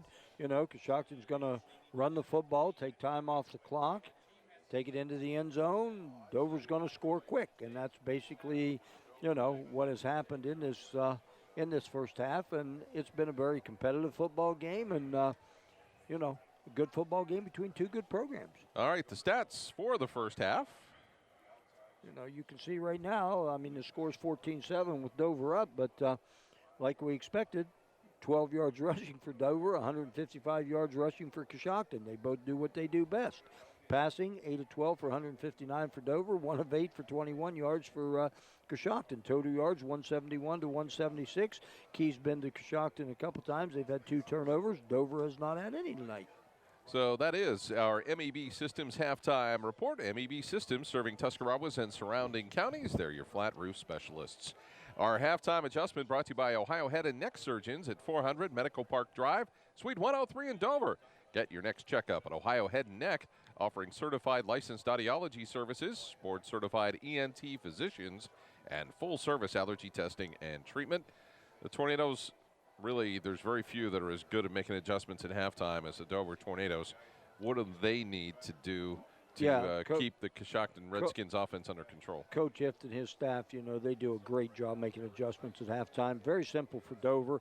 I know right now that, you know, 14 points might not be enough to win this football game, so I think offensively, when they've got the ball, they've got to get a couple more scores on. Defensively, they can still have that mentality of bend, don't break, which they've done, except for one series for Coshocton, and I think they're going to be okay with that. On the other hand, Coshocton, you know, they're going to pound you and pound you and pound you, but when they have an opportunity to get the ball in the end zone, they have to get it in there. So, you know, with that to me is cut and dried. All right, that is our halftime adjustment brought to you by Ohio Head and Neck Surgeons at 400 Medical Park Drive, Suite 103 in Dover. Don't forget to get your next checkup at Ohio Head and Neck, offering certified licensed audiology services, board-certified ENT physicians, and full-service allergy testing and treatment. So the two teams out of the locker rooms warming up here for the second half. The Dover Tornadoes will receive to begin the second half. And the kickoff, as always, brought to you by Carpenter Heating and Cooling. They're located at 946 Cookson Avenue Southeast in New Philadelphia. Looking for year-round comfort, you can reach them at 330-308-8550, or you can visit them online at www.carpentercomfort.com. I think this is really, you don't want to put too much pressure on it, but this is a key possession for the Tornadoes. If they go down and and score here, that changes the complexion of the football game. Well, it definitely does, because you know what, Coshocton sits over there being down one score. They don't feel bad. You know, they feel like they probably went in there and won the first half. But again, like you said, you know, I'm not so sure that Dover has to go down and score, but I'll tell you what, it could deflate Coshocton's offense quite a bit if they did take this second half kickoff and put it in the end zone. So it's Hess and Clark back deep for the Tornadoes to receive the kick, as Means will kick it. Picked up by one of the up men. Nice job by the Tornadoes, and that's Hanson Thurston, and Hanston Thurston brings it all the way to midfield. Well, that's a good start for the Tornadoes right there, if that's any indication of what they could do. So the Tornadoes quickly out on offense. They'll have it first down and 10 at the midfield stripe. You know, another key to this, too, is, you know, with Sayre being injured, I mean, I know he's out there playing and everything, but, you know, the key is going to be how he throws the football the second half. Alex Sayre checks the sideline, gets his play calls.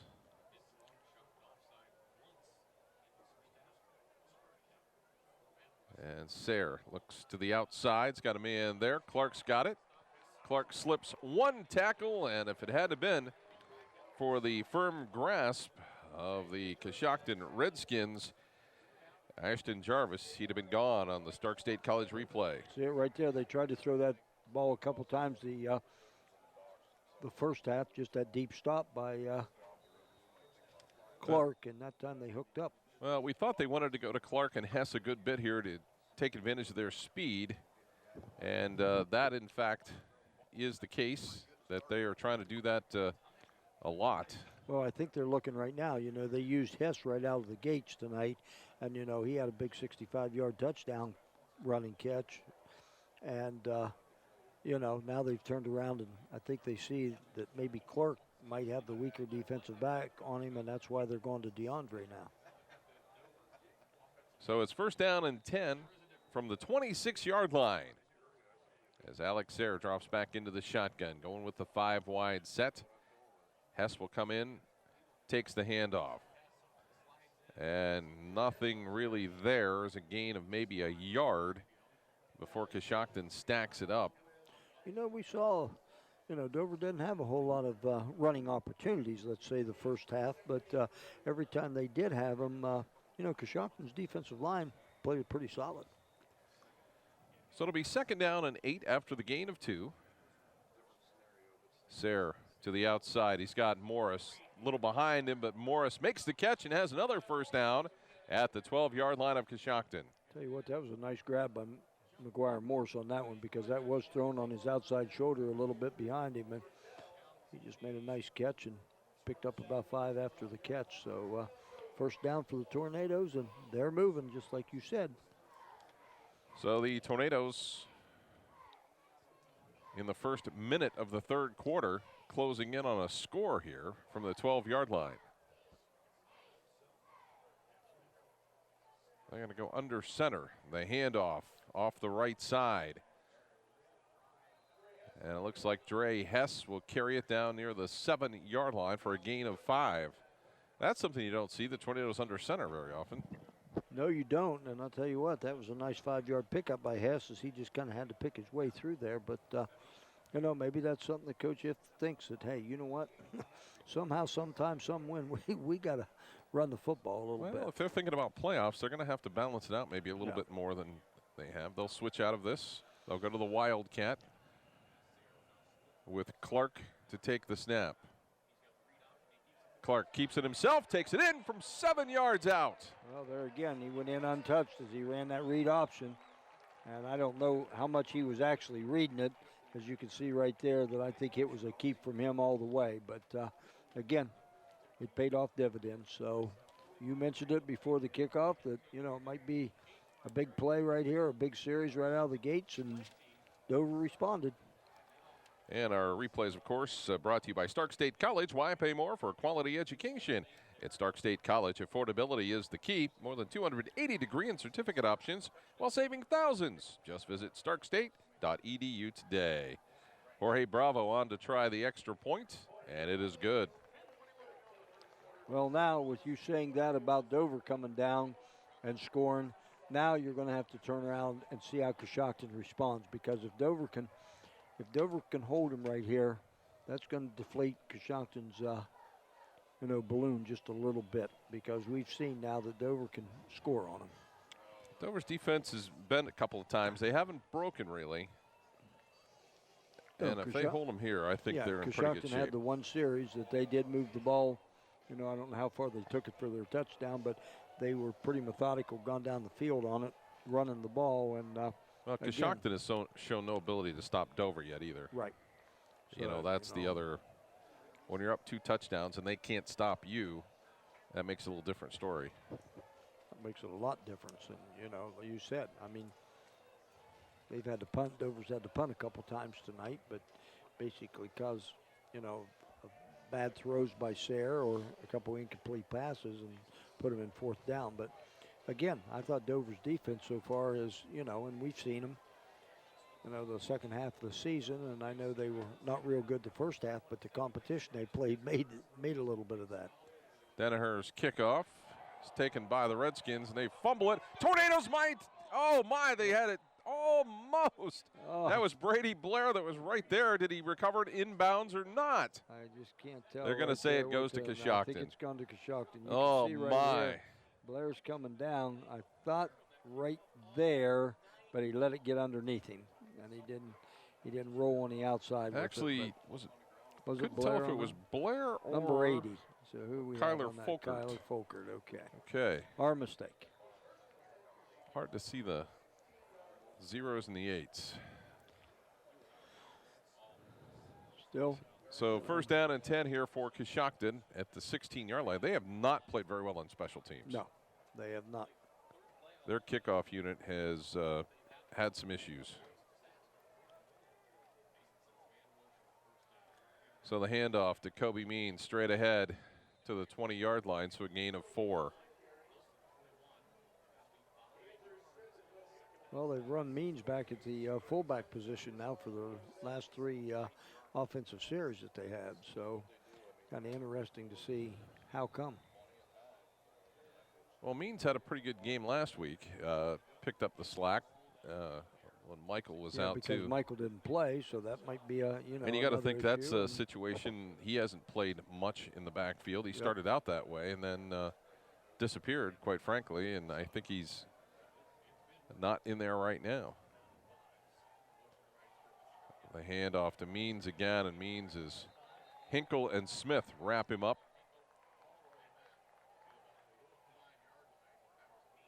And not much there. It'll be 3rd down and 5. So this is where the Tornadoes can take over the football game. Yeah, right now. If they get this 3rd down stop right here and make Coshocton punt the football, this could be then it's on. Yes, it could be a very big turning point in this football game. And you've seen now, Coshocton throwing the ball. They really only put 2, maybe 3 receivers out. So, I would think Dover could pin their ears back right here and send somebody. So 3rd down and 5. Mason rolling to the right. It's incomplete, and I think it's intercepted again at the 34-yard line by DeAndre Clark. Well, I'll tell you what, been in the right place at the right time about 3 different times tonight now. So you can see just throwing a little bit behind and right into the hands of Clark. It was thrown. Well, there was Zach Means right there, but it went through his hands and right into Clark's. And the Tornadoes get the turnover in a short field at the Coshocton 34-yard line. The Tornadoes like to take a shot here after a turnover. Let's see what they do here. Would not surprise us if... As Hess, McGuire, and Clark all to the right side, all apparently single covered.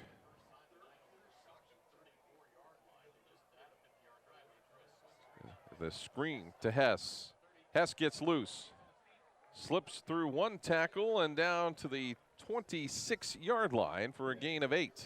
Well, not a bad move right there by Hess to pick up that 8 yards, because they do throw that behind the line of scrimmage. So, Sayre put some heat on it, and It was a good job by Hess to pick it up.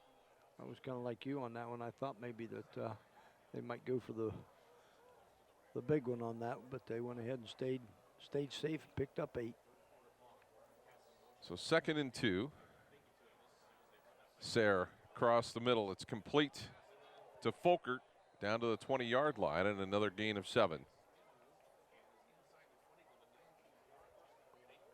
So it will be 1st and 10 for the Tornadoes at the 19-yard line. Thanks again to our friends at Kent State University Tuscarawas for sponsoring our scoreboard. As Scott Robinson, Chuck Rest, and Jay Yonders with you here from Crater Stadium in Dover. 1st and 10 for the Tornadoes at the Coshocton 19-yard line. 7:48 to go here in the 3rd quarter. Dover leading at 21-7. Trying to add some more. Morris is there. It's going to be another nice gain. Gets a block. Oh, they're going to call a penalty flag on that block in the back. That's pretty close. I'd like to see that again because that is. I thought he waited till he turned, so we'll see where we're at and see what they have. You can see it well, right you here. know what's coming.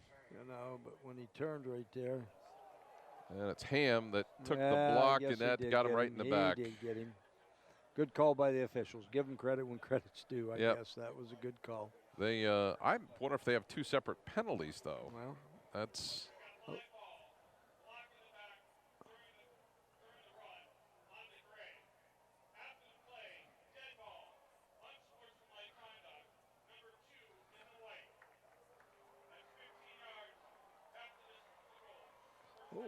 okay. So you were right there, 2 penalties. So that, so that apparently benefited Tornadoes. they do not offset, so they will mark it off from.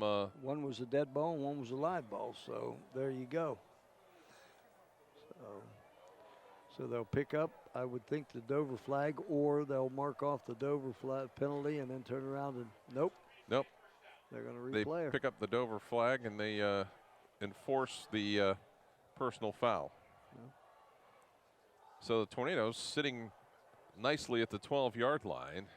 I think the officials may want to discuss this. I'm not sure here what they got. I think they've sorted it out. So okay, now they're ready. Well, they've got down to 6 seconds on the play clock. I can't imagine that they've run off that much time, but to Hess. Hess slips one tackle at the 5 and down inside the 3-yard line. Well, that just goes to show that quickness and that speed of Dover right there, because they had him. You can see right here, you know, he just turned on the jets right when he made that one. He had a shot, stepped inside, and went ahead and picked up about 7. So it'll be 1st and goal from the 3-yard line. They'll shift out of the Wildcat and go into the pass, and it'll be a spin move by Clark for a 3-yard touchdown. As just the shovel pass play they run so often. Just shoveled it right there, but here's the key. Look at that move right there. He stopped on the dime and cut it right back in and basically went in untouched. So he's well, now we've got it coming back though with flag down, so that's going to negate the touchdown, and it'll come back 10 yards on the holding call. Well, that was a late call. That was a very late call, I thought. Wow.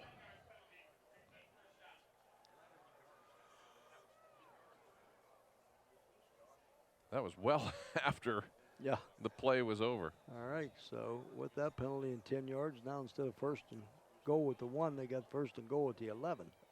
Yeah, another goal, another score here, and that's going to be, you know, pretty significant if they can get to that level. Tornadoes shift out into the 5 wide.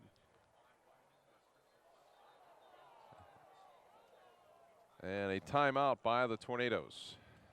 There was something there they just didn't like, so they take a timeout. Well, that's the first time we saw that formation where they had the bunches to the left over there, so I don't know whether Coach If didn't like that call he made or what it was, but hey. I think there was somebody out of position on that far side. Coach If went over and had a discussion with a couple of the players that were on that left side, so I'm not sure.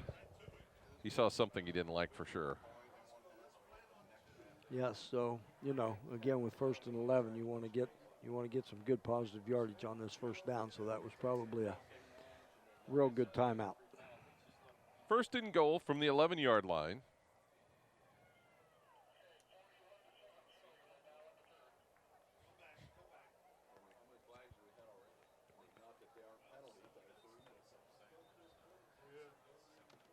So, 1st and goal from the 11-yard line.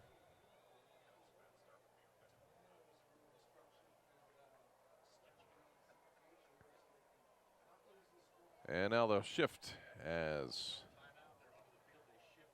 Alex Sayre will drop back. A little diamond formation. The pitch to Clark. Clark trying to pick his way through some traffic and is stopped right at the 10-yard line. So that play really didn't pan out. There wasn't much gain on that one, if any.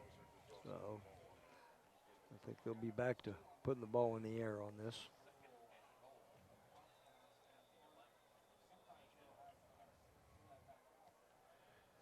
So here we go with 2nd and goal from the 11. The Tornadoes will shift out again. This time Nolan in the backfield. Double handoff inside to Clark down to about the 6-yard line. I think they're trying to run a little bit of Coshocton wing T here down at the goal line as they had the double handoff that brought it back inside. So, but still good pickup there of about 4 yards. Now you got a 3rd down and 7, 3rd and goal.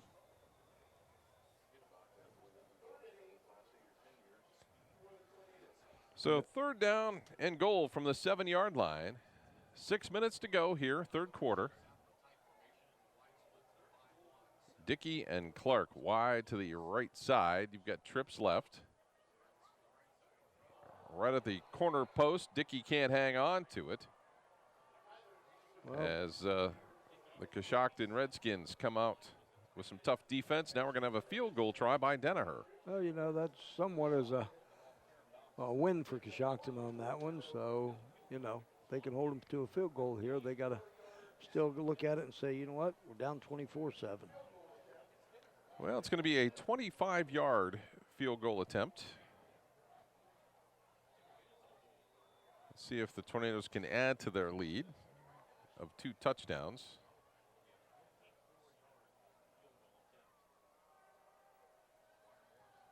Good snap. McGuire Morris gets the hold up, and I think it was good. Yes. So that makes it 24-7. With 5:43 to go here in the 3rd quarter. So the Dover Tornadoes have added a touchdown and a field goal, outscoring the Redskins 10-0 in this quarter. Dover has outscored its opponents in the 3rd quarter throughout the season, 58-57, so it's pretty close. Pretty close.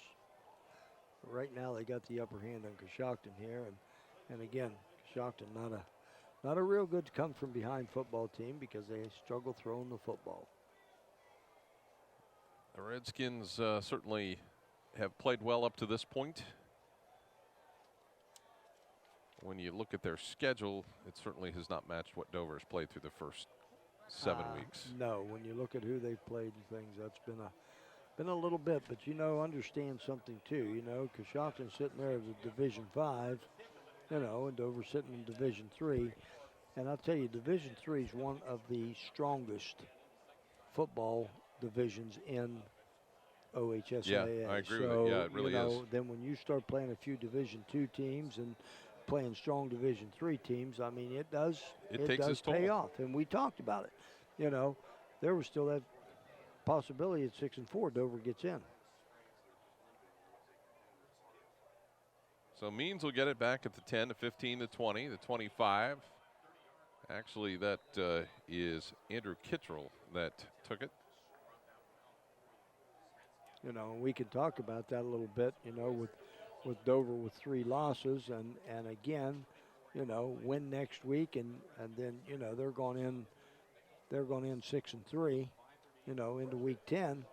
and they can still get in at 6-4 and definitely get in at 7-3 with the possibility of hosting. So Coshocton in a point now where they've got to score. Yeah, right now I don't think there's any question. You've got 5 minutes to go here in the third quarter. They've got to, even if they take all 5 minutes of the third quarter to get down and score, they have to score. So first down and 10 for the Redskins at the 33-yard line. Mason under center. The handoff to Means straight ahead. And they're going to have to come up with something more than that, I think, if they're going to try and slide back into this one. I really have been very impressed with Dover's defense.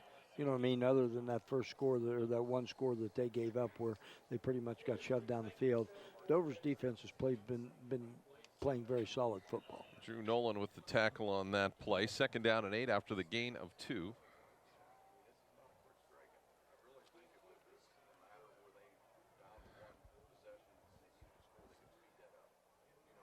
So the Redskins second down and 7. Clock rolling, under 5 minutes to go, third quarter. The handoff to Griffiths, and he will dive over the 40 out to the 42-yard line. Still going to be about 3 yards short.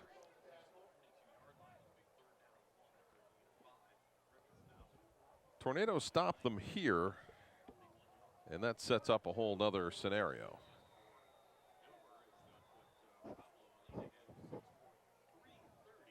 They just bring Alina in right now to anchor that defensive line a little bit at 3rd and 2. So the Tornadoes going to try and make a stand here, put an exclamation point on it.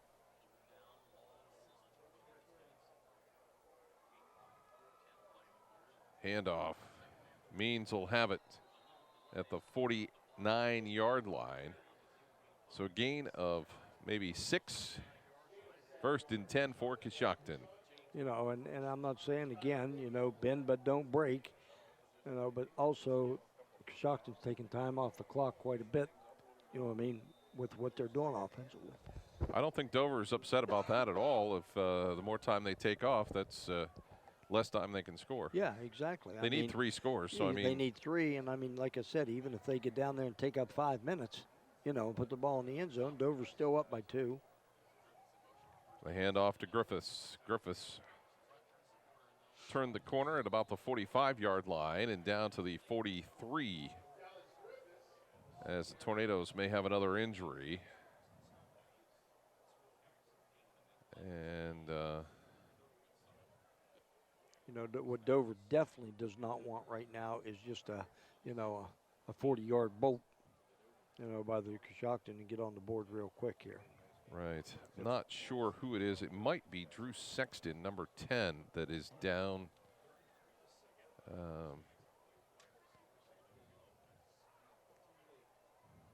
We'll have to wait and see. That looked a little more severe. Yeah, I think what he did was, I think he was coming across to make the tackle, and he had his knee on somebody's helmet. And because you saw him, I saw him come across there and hit the knee down, and then went right to the ground and rolled over a couple times and stayed down. So, yeah. Anytime you start working on the knees, you certainly hope for the best. Yeah. But the Tornadoes really have been in control of this one since the very early stages. They were tied at 7-7 at one point, but Dover came back and has put the last 17 points in a row on the board. I don't think at any point in time, and Dover doesn't panic anyway. That's not that's not their demeanor or anything, because they're a quick hitting ball club. But like you said, I think they felt, and I think we've seen it pretty much, that they've pretty much been in control of the football game all night long.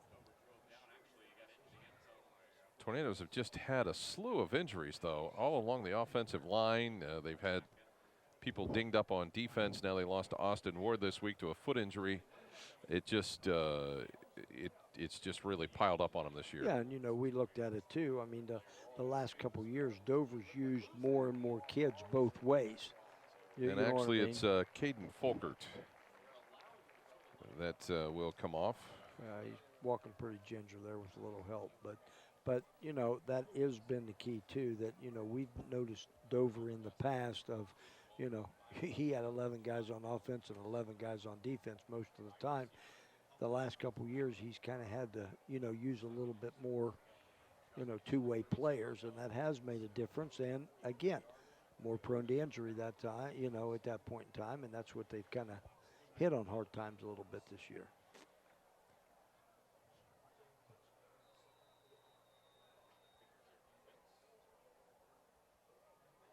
So the Tornadoes ready to go here. 2nd down and 3. Coshocton will hand off to Zach Michael. Penalty flag is down, and you've got to think that might be in the area of holding. I would think so, because that's strung out pretty good. So I think they got a hold on one of the Coshocton. So I don't think it's going to be enough for the 1st down here as they'll march the penalty off.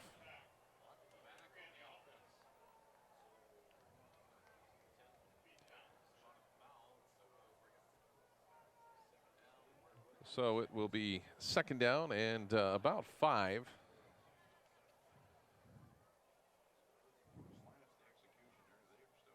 (24-7), Dover leading Coshocton.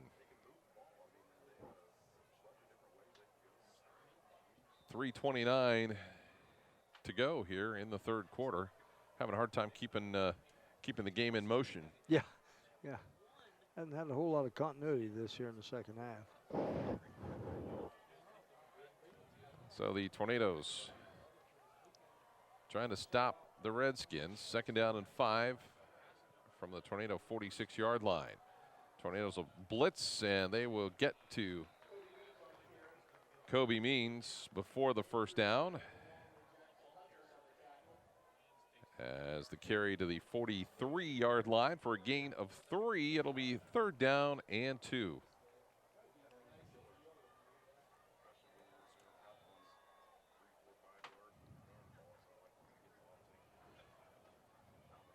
Well, like I said, you know, key to Dover right now is don't give up a big play on the run. Just go ahead and let them use this clock up. The handoff to Griffiths, and I'm not sure Griffiths is going to make it. He's going to be stopped, but I don't think they can afford not to go for it here. Correct. I think this is going to be about a yard short, but I think there's no question Looked about like it. Hinkle at the bottom of the pile along with Drew Nolan, and it's 4th down. They're going to have to go for this one. They've been most effective on these types of plays when they go to the corners. So see what Coach Jim Woodrum decides to do. Yeah, I don't think there's any question here that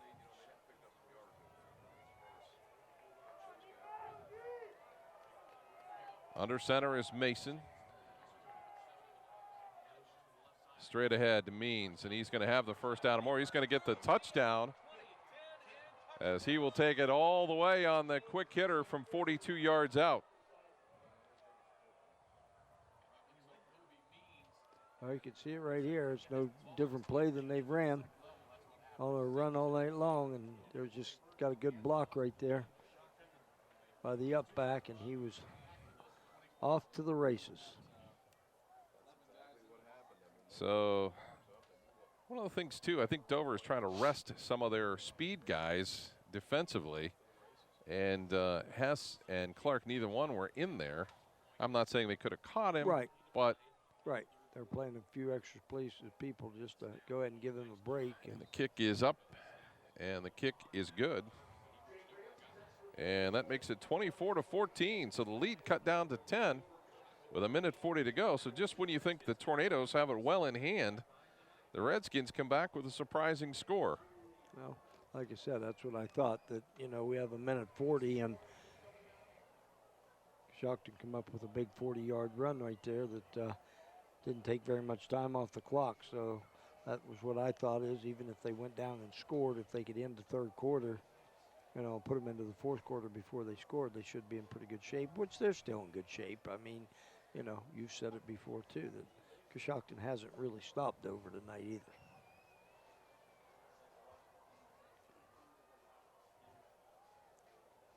So the Dover Tornadoes are going to get the football back.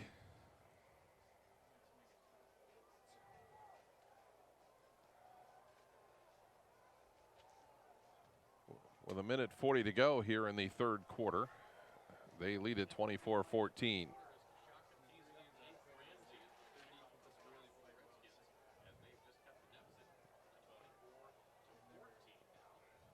So the Tornadoes ready to receive back around their own 15-yard line, but the up men for the Tornadoes have been the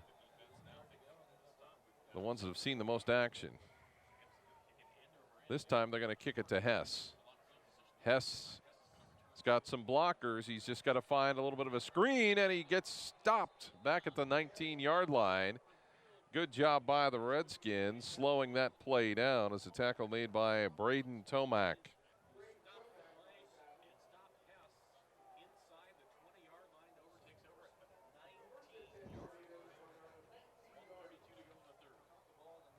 So the Tornadoes have a long way to go to pay dirt.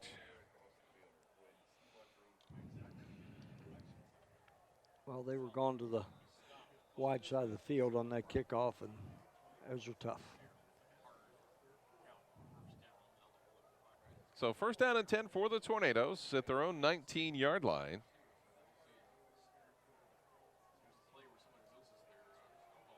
Sayre's got Hess off of Hess's fingertips.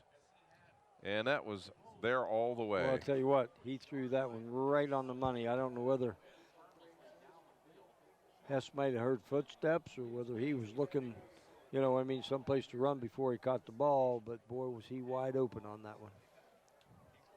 So second down and 10. Well, it's if you look at the defensive backs, Mason and Zach Michael, they're not going to have the speed that Dover's receivers have. Exactly.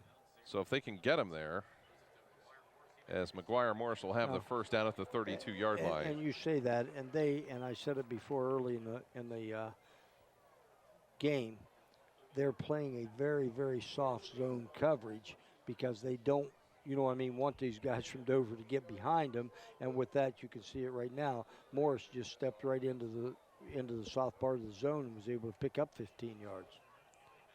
So first down and 10 for the Tornadoes at their own 32-yard line. Coshocton is going to have to find a way to stop the Tornadoes here offensively. And he's just going to throw it out of bounds. Good coverage that time by the Coshocton DBs. I think Sayre learned his lesson the last time he ran the football. He got dinged up a little bit. That was enough for tonight anyway. Yeah.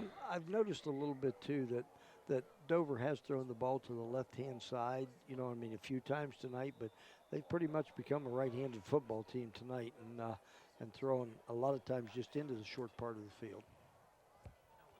Second down and 10. Sayre drops back, got all day. Got a man out there, and it's going to be intercepted by the Redskins as Andrew Mason is there to make the pick. Just couldn't throw it far enough. Well, he was kind of somewhat double covered on that one, too. You can see right there, he kind of threw it right into that coverage. And he had two Dover receivers and three Coshocton defenders. So they were able to come up with that one. And you know what? That gives Coshocton a lot of new life right now. Oh, yeah, they got a lot of time. We thought they were down and out just a few minutes ago, and now all of a sudden they're right back in this ball game. Tornadoes had a chance to put them away and did not. So it'll be first down and 10 for the Redskins at their own 25-yard line.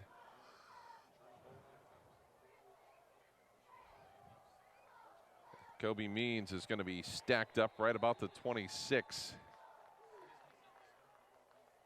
As Blair is there, Sexton is there. It'll be second down and 9.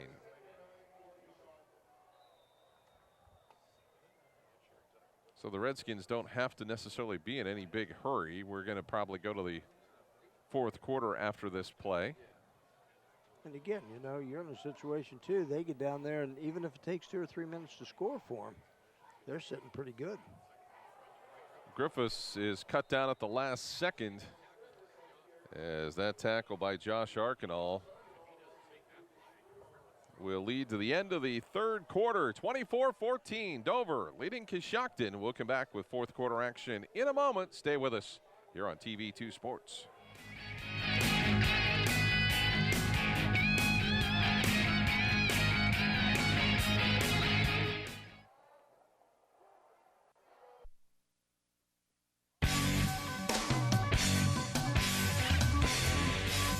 Myers & Miller Podiatry provides complete foot and ankle care to patients of all ages. The practice was established in 2000 by Dr. Adam Myers and has grown to include Dr. Andy Miller in 2007, Dr. Jason Bakich in 2010, and most recently Dr. Kristen Henry in 2015. Our core values of respect and honesty are the basis for how we manage our practice, and we continue to grow by building relationships with our patients in order to better serve their needs. Myers & Miller Podiatry serves Tuscarawas and Holmes counties with offices in Dover, Sugar Creek, Newcomerstown, Millersburg, and our newest location in Uricksville. Let's get started with building our relationship.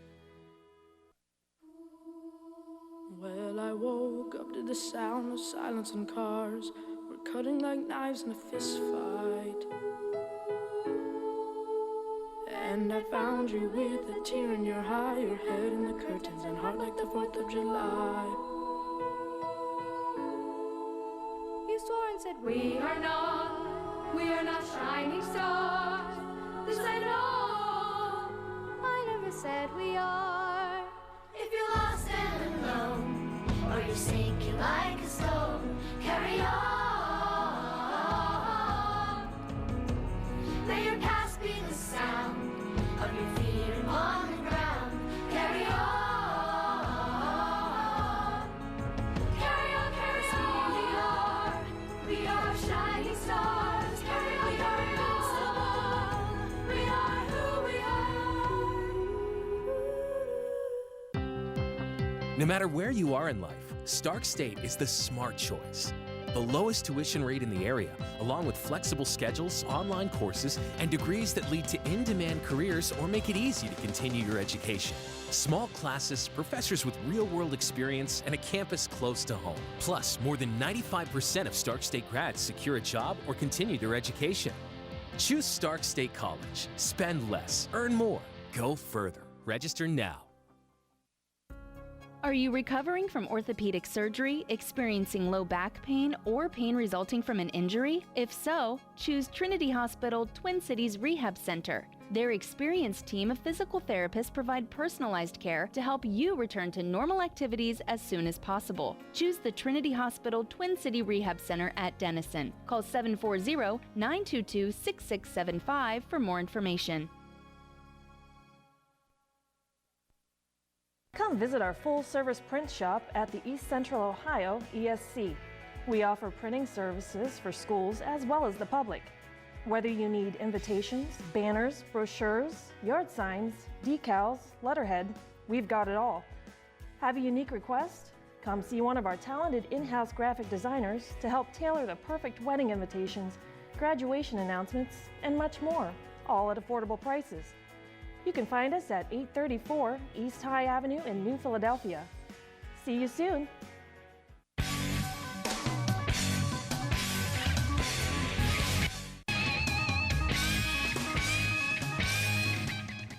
(24-14), the Dover Tornadoes leading the Coshocton Redskins. It's time now for our third quarter wrap-up, brought to you by Ultra Clean. For clean air you can breathe in a clean-looking home exterior, Ultra Clean. They're locally owned and operating, offering both air duct cleaning and pressure washing for your home. Give them a call at 330-243-3996 to help clean up the air you and your family breathe and your home's outside appearance.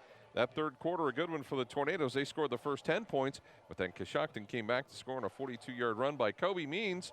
They added the extra point in here at the start of the fourth quarter. It's 24-14 Dover. The third quarter wrap-up brought to you by Ultra Clean. You can give them a call to schedule their services at 330-243-3996. Third down and 3 at the 33-yard line. And big block out there for Zach Michael, but it looks like he might be short. Oh, I'll tell you what, that was a nice job for the Dover D to string that one out and keep Michael from getting a first down, because it looked like he had a posse gone around the corner for him. So now you got a decision to make on 4th and 1 at your own 34-yard line, and the Redskins look like they may be going for it. Well, you know, I guess on one hand, the offense that they have, they feel that they can pick up 2 yards at, you know, any time. So this is the big one right here, because this could swing the ball game also. 4th down and 2. Or are they just trying to draw them off? They're going to go with it. Straight ahead. And I don't think he got it. I think the Tornadoes have the football. On that one, because he got to the 35, but he needed to get to the 36. Yep, I think he's going to be short. They're going to put it down. It's going to be a big spot right here by the officials, because it looked like they were both officials coming right across the 35-yard line. The handoff, I believe, went to Means. I think that Dover's going to get the ball here, Scott. Well, it looked like it was short when they spotted it, but and the chain gang says, yep, they came up a little bit short. The Dover Tornadoes will get the football. Good job by the Dover defense, as the Tornado offense is going to have great field position here with 11:03 to go in the football game. You know, I'm not sure that was a bad call, though. Oh, I'm not, you know. Because they're 10 points down. They got to get a couple scores. And they know that they can't score quick. You know, that was going to be a methodical score by them, and unless they broke one off. So, yeah, I don't see anything wrong with that call. Sayre coming to the outside. Nice catch there by Hess. Hess still on his feet at the 28-yard line. So a gain of 7. Well, I'll tell you what, that was almost picked off. That was awful close. That was pretty close. When he started to throw that out there, you might want to take a second. You might want to take a second look before you throw it. Yeah, I thought that might have been pretty close, and that would have been an easy 6 points gone the other way. But I'll tell you, Hess made 2 or 3 nice moves right there and picked up a good 8 yards. So it is 2nd down and 2 from the Coshocton 28-yard line. This game's had a lot of twists and turns. This is just another segment of it. The handoff to Hess. Hess gave him a limp leg there, but just couldn't get away and got knocked down. It's 3rd down and 2. I'll tell you, Coshocton, like I said, they played the run of Dover's, and we know Dover's not a great running football team, but I'll tell you, they played Dover's run pretty solid tonight. You know, there's so much room in the middle of the field. Sayre's going to take it himself, and he will get the first down. Get the first down. He knew where the line was, so he says, I'm getting the first down and getting down. Yep. Yeah, it just seems like the middle of that secondary for the Redskins is just, the splits are just too wide. Yeah. Well, that's one thing about Dover. They'll spread you out on the offensive line, and you got to go with them. You know, there's just absolutely no way not to go with them. And, you know, to pick up 1 or 2 yards by quarterback keep is usually pretty safe. So it's 1st down and 10 for the Tornadoes. They can bleed the clock if they want. Sayre looks to go to the left corner of the end zone, and it's incomplete, intended there for Clark. As good coverage there by Andrew Cattell of the Redskins.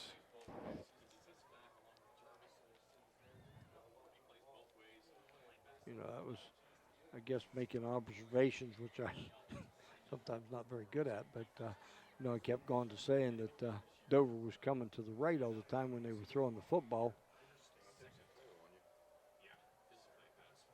Sayre is intercepted. And Coshocton gets the turnover.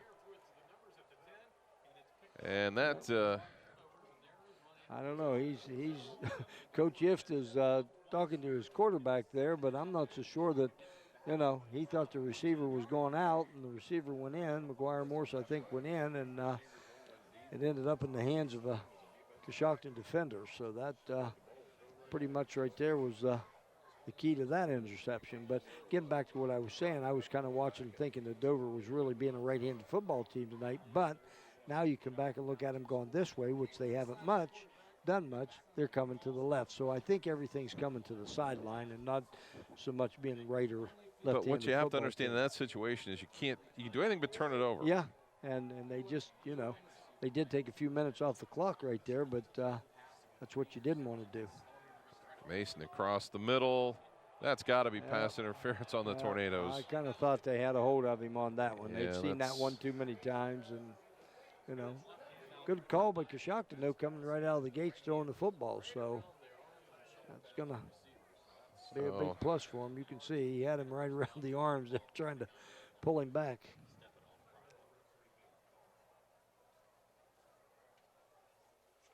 So they will mark it off from the line of scrimmage. So that'll be a 15-yard penalty, a first down. It'll take Coshocton out near the 30-yard line. With 9:26 to go in the game, Dover appears to be clinging now to a 10-point lead at 24-14. Yeah, we thought they're sitting pretty good right in there, but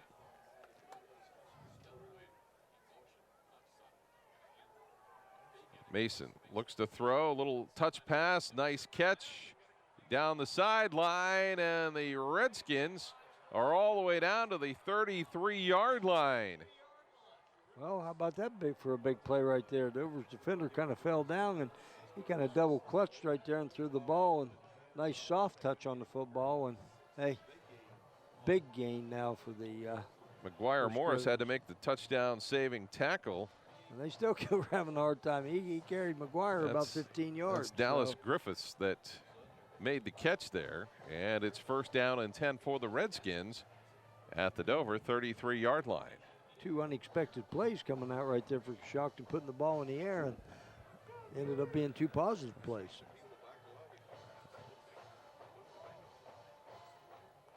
First down and 10. The handoff. Griffiths again, I believe.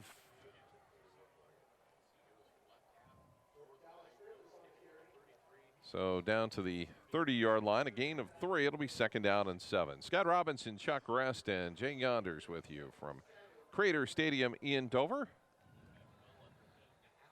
24-14. Dover with the lead, but Coshocton threatening here at the Dover 30-yard line.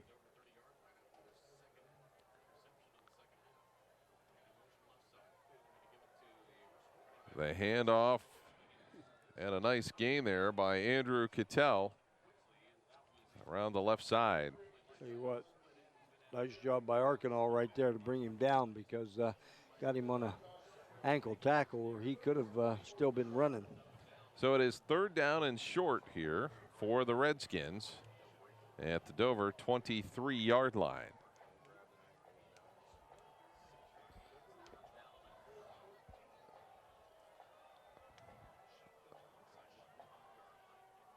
Redskins hand it off to Means, and Means should have the first down at the 22-yard line.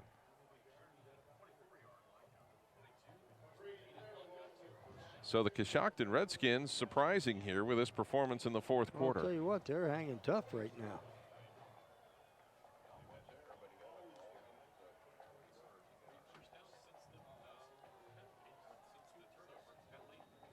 Tornadoes have had some opportunities to finish this one off, and they just have not completed the deal. Turned it over. Had a couple turnovers, and where you think they got a shot. Griffiths coming to the right side.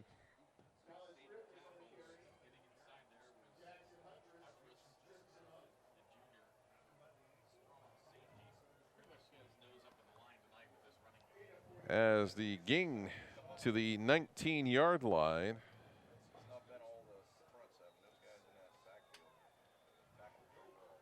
It's second down and 7.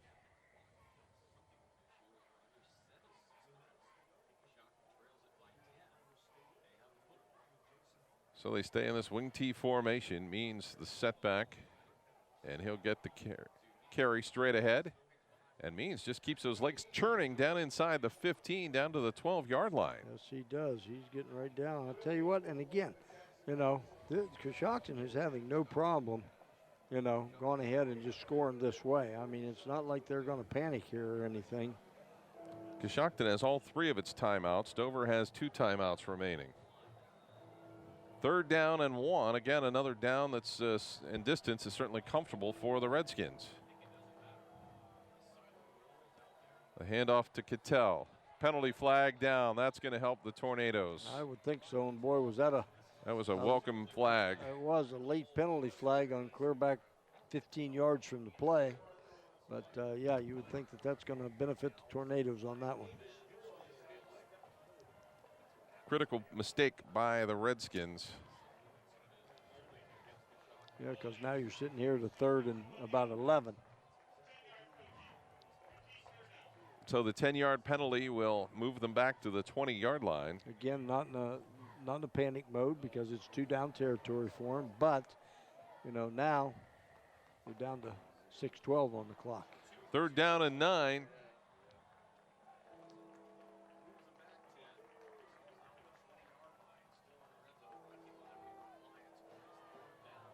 So the Redskins will have to dial up one here that is going to go for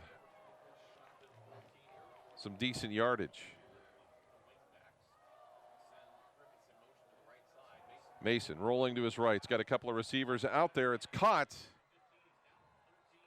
And I believe it's Dallas Griffiths on the catch at about the 13-yard line. And that's still going to be short of the 1st down. It's going to be 4th down. Well, still, Coshocton's sitting here with what, about a 4th and 3, 4th and 4, still manageable situation for him. But, you know, huge play here for the Tornadoes, too, because if they can hold them here on 4th down, you know, I'd still like to be able to see Dover, you know, control the football a little bit. Pablo Helena comes in from the sideline, 6'4", 300, and they need a run stopper, and he has done the job tonight. On 4th and 3, the handoff to Michael. Michael is going to have the 1st down, I believe, at the 10-yard line. I believe he's got it. Long angle for us to look at, but I think the put it down, so it will likely be close to 1st and goal from the 10-yard line. It's right on the yard marker, so that is what it will be as we get another look. As Michael, they strung it out. He just couldn't string it out quite far enough. He stepped inside and kind of held everybody, and it was able to pick up. Arkinall again with a tackle there on 1st down and 10. Actually, 1st and goal from the 10. A handoff as Means is down to the 2-yard line with a fancy spin move. And what a job by the Tornadoes just to bring him down. Yeah, he did a nice job on spinning out because it looked like he was going to be stopped at the line of scrimmage and made the spin move and took it down to the 2-yard line. So the Redskins haven't been phased at all by the clock.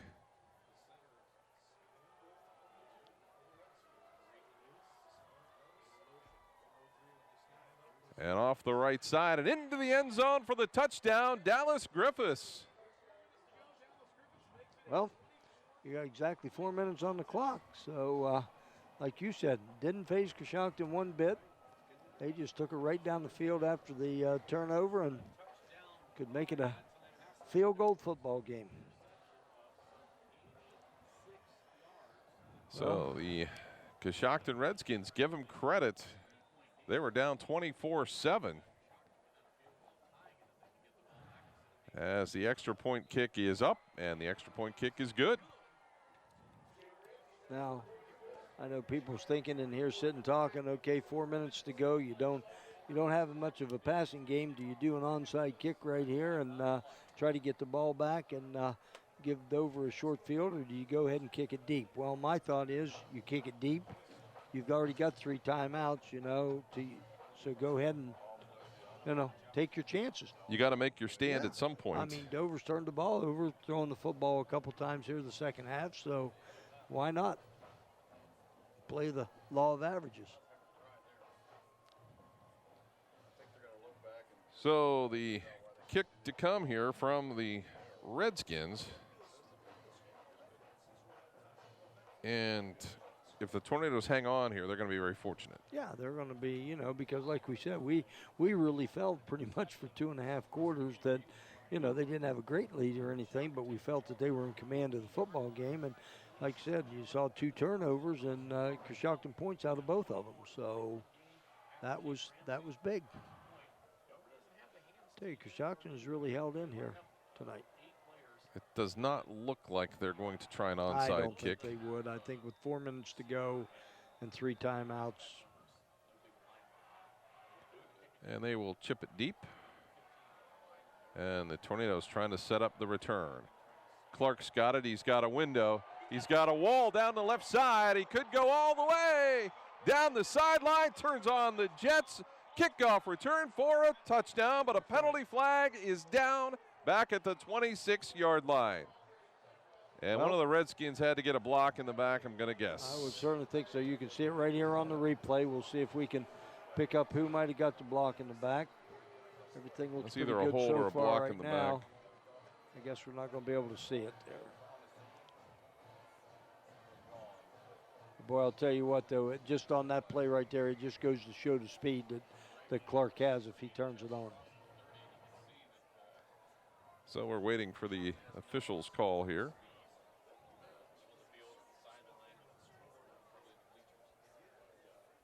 So we had some momentary excitement, but when you look back and you see the yellow flag on the field, that's not good.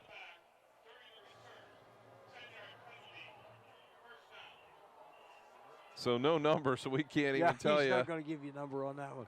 Yeah. So now I'll tell you what, though, I know that was a big downer for the Redskins, when they saw him take it back to the house. But now you turn around and the Redskins got some life in them defensively. And, again, like I said, they got 3 timeouts. So, there's plenty of time in this football game.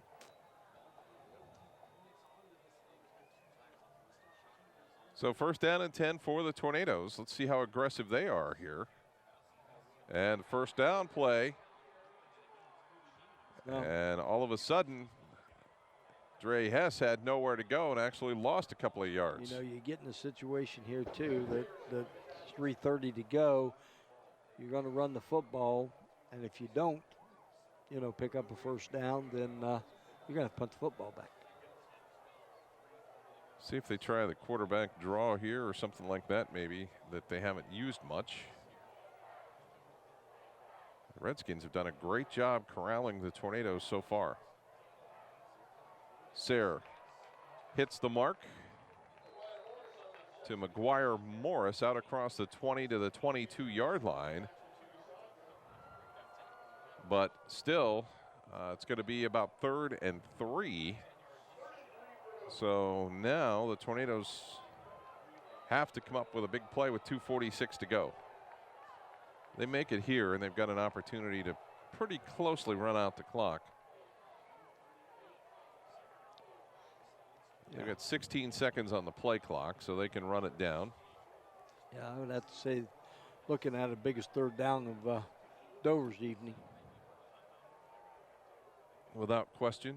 And the Tornadoes may just take a timeout here, and that's what they'll do. They'll just run the clock down, stop it with 2:21 to go. Coming up following the game, we'll have our post-game report and also name our McDonald's MVP. So the Dover Tornadoes trying to limp to the finish here. Yes, they are. I'll tell you what, you look at this football game back over the evening, and, it ended up being billing like we thought it could be, at the beginning of the game tonight. And there's no quitting Coshocton on this one either. They still got some fight in them. I really think they have an opportunity. They have, in all likelihood, could go at least 9-1 if they don't win this game here. Oh, definitely. They could go 10-0 if they win this game here. I think so. But 2:21 to go in the 4th quarter with Dover still able to run another play. Even if they don't make it, Coshocton will take a timeout, and that'll give them 1 timeout with maybe minute 40, minute 50 to go. But yeah, that's. But I think if you look at it, Coshocton feels pretty good where they are right now in this ball game, having to be down. I'm sure they want to be up, but being down right now, I don't think they're going to panic at all. Yeah, the panic will set in once Dover, if Dover is able to make a first down. Right here is where the panic is. See how Coshocton decides to play it. Sayre in the shotgun. Looking across the middle's got a man there. Morris has got it. It'll be a first down, Dover, at the 29-yard line. A gain of 6. Plenty good enough for the first down. That changes everything right now. Well, that's big because now in this series here, Coshocton's going to have to use all 3 timeouts. Tornadoes bringing in their jumbo package here. Dover's just going to go ahead and not snap it till about 2 or 3 seconds left on the clock each time. Well, they can still take another timeout if they want to run it all the way down. And I wouldn't be shocked if they would do that, but it looks like they're going to try and run the play. They're going to bring Sayre all the way out to the left side. Run the Wildcat with Clark. And Coshocton is going to quickly take a timeout, I believe. So a minute 45 to go. Coshocton with 2 timeouts remaining. Their situation here is right now, if Dover's going to run the football, I mean, even though he picked up 4 yards on that one, Coshocton's going to use their timeouts on these next 2 plays. And well, they had the Wildcat set up, but it looks like Clark's helmet popped off, so he's going to have to come off the field for a play. And now it's going to be interesting if in fact his helmet did pop off. He's out. Yeah, what they'll decide to do here. Well, right now, then the ball's going to go in number 11's hands.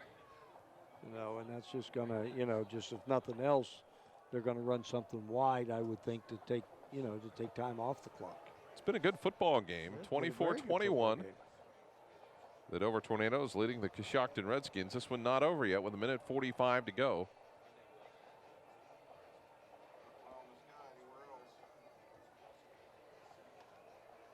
So the Tornadoes still with some strategy on the sidelines to try and figure out a way that they can milk this clock down.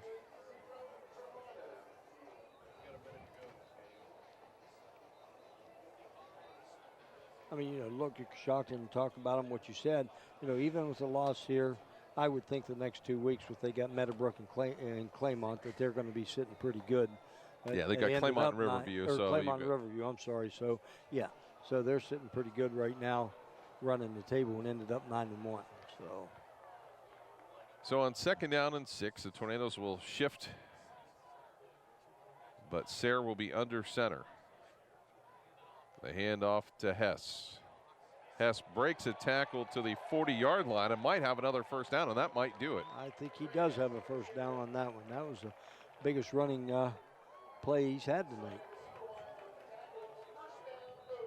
So the Redskins are going to take a timeout, but I don't think it's going to matter now. Yeah, I think you're in pretty good shape now because they still got one more after this one, but there's no way that they're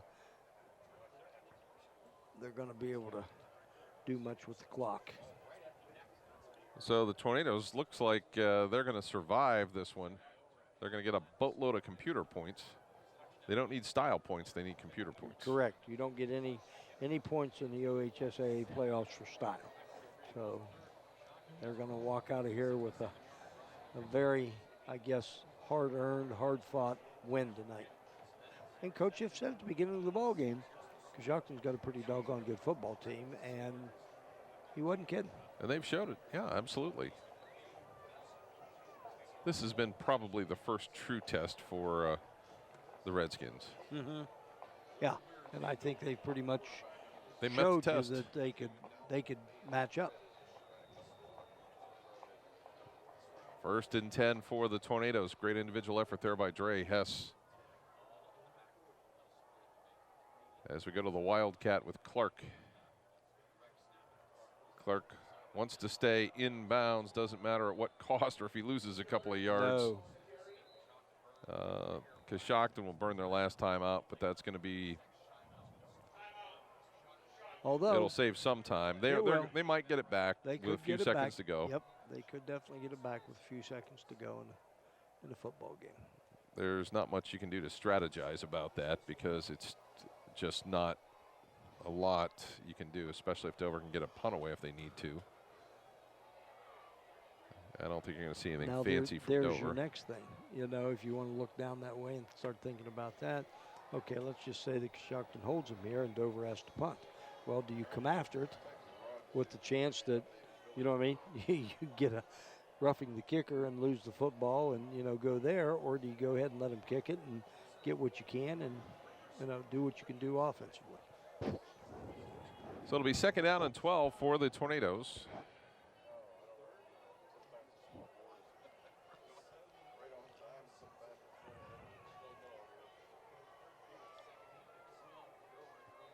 Tornadoes are going to shift into the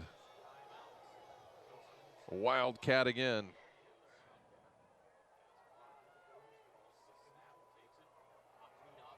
Clark straight ahead across the 40 to the 41-yard line. This time, Coshocton cannot stop the clock.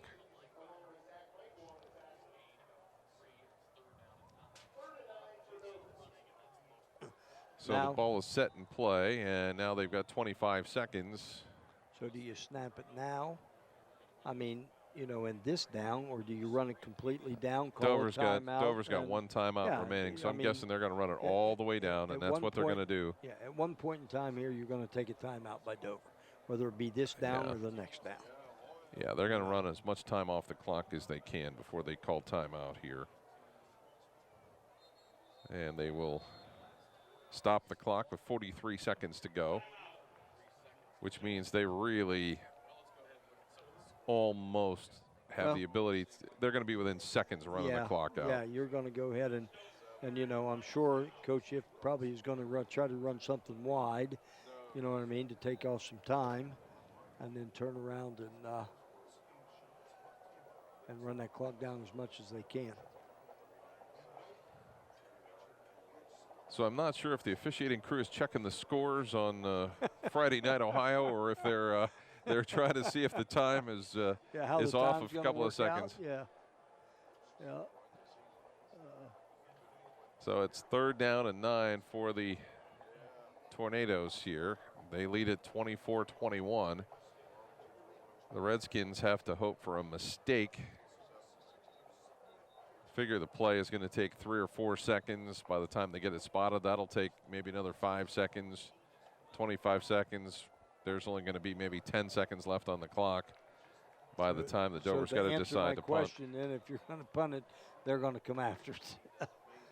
Yeah, that's the only choice they have. Only choice they have. And I'm sure the officiating crew wants to get the ball spotted for, just to be fair. Hess dives forward at the 45-yard line, so they'll be 5 yards short. They have not set the clock. It's down to 30 seconds, and it's too late. Game is over. Yep. They don't have to do anything. The Dover Tornadoes are going to come up with a 24-21 victory here at Crater Stadium over the previously unbeaten Coshocton Redskins. We'll come back, wrap it up for you with our post-game reports, and also take a look at our McDonald's MVP. That's all coming up shortly right here on TV2 Sports.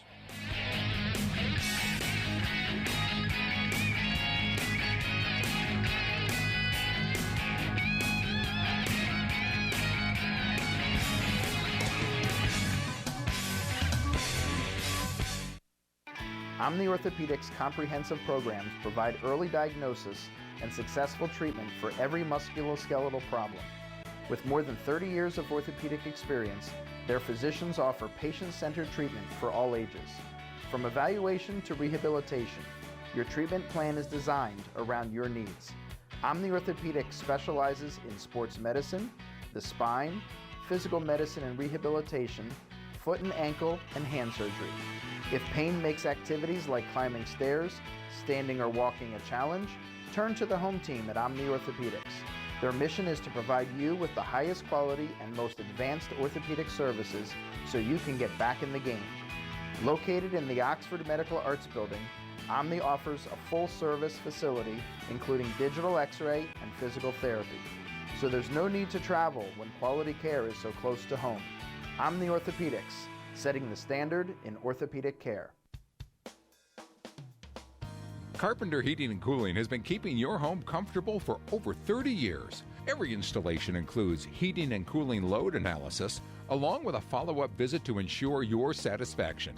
Carpenter services all makes of residential and light commercial heating and cooling equipment utilizing custom fabrication and state-of-the-art system checks. Their NATE certified technicians work hard to provide you with total living comfort. Hi, I'm Doug Carpenter. And I'm Chris Carpenter. Come see us online at carpentercomfort.com. Or give us a call at 330-308-8550.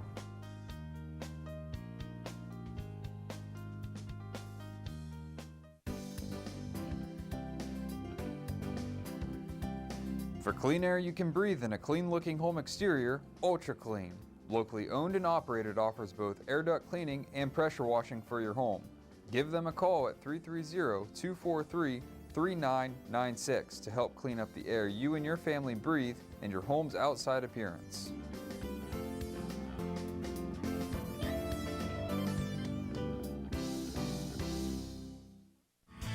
Students choose Kent State University at Tuscarawas because of our academic excellence, dedicated faculty, and affordable tuition. Our bachelor's and associate degrees will prepare you for careers including nursing, computer animation, or veterinary technology. Kent State Tuscarawas offers a dynamic campus with state-of-the-art facilities, exceptional student services, and a welcoming environment. Call or visit us online to register for classes and find out more about Kent State Tuscarawas.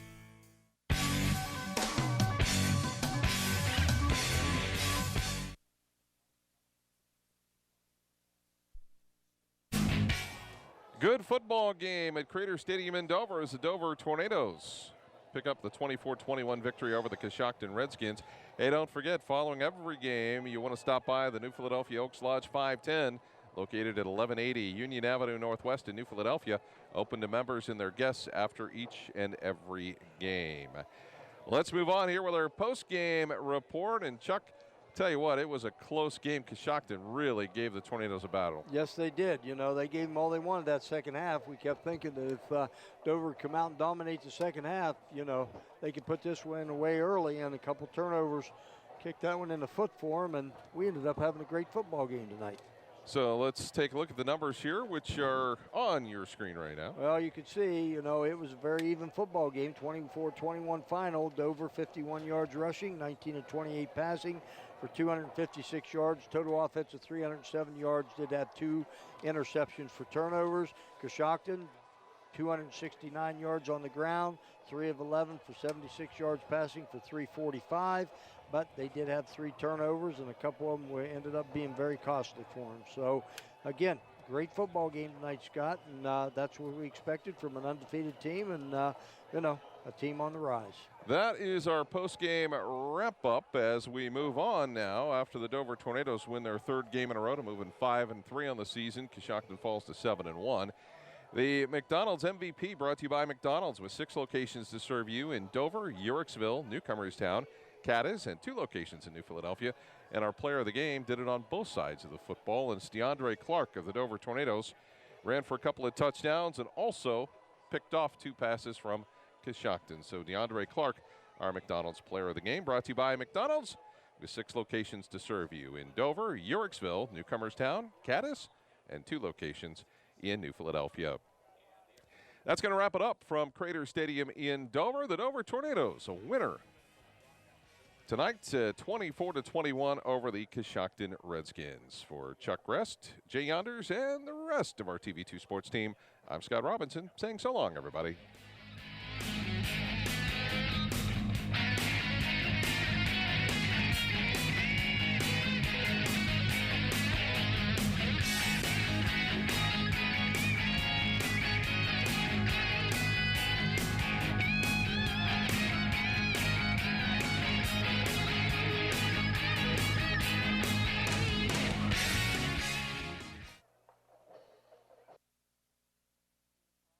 With Help Me Grow, an early intervention specialist and therapist from TUS BDD, the EI team works with children and their families to enact easily replicable methods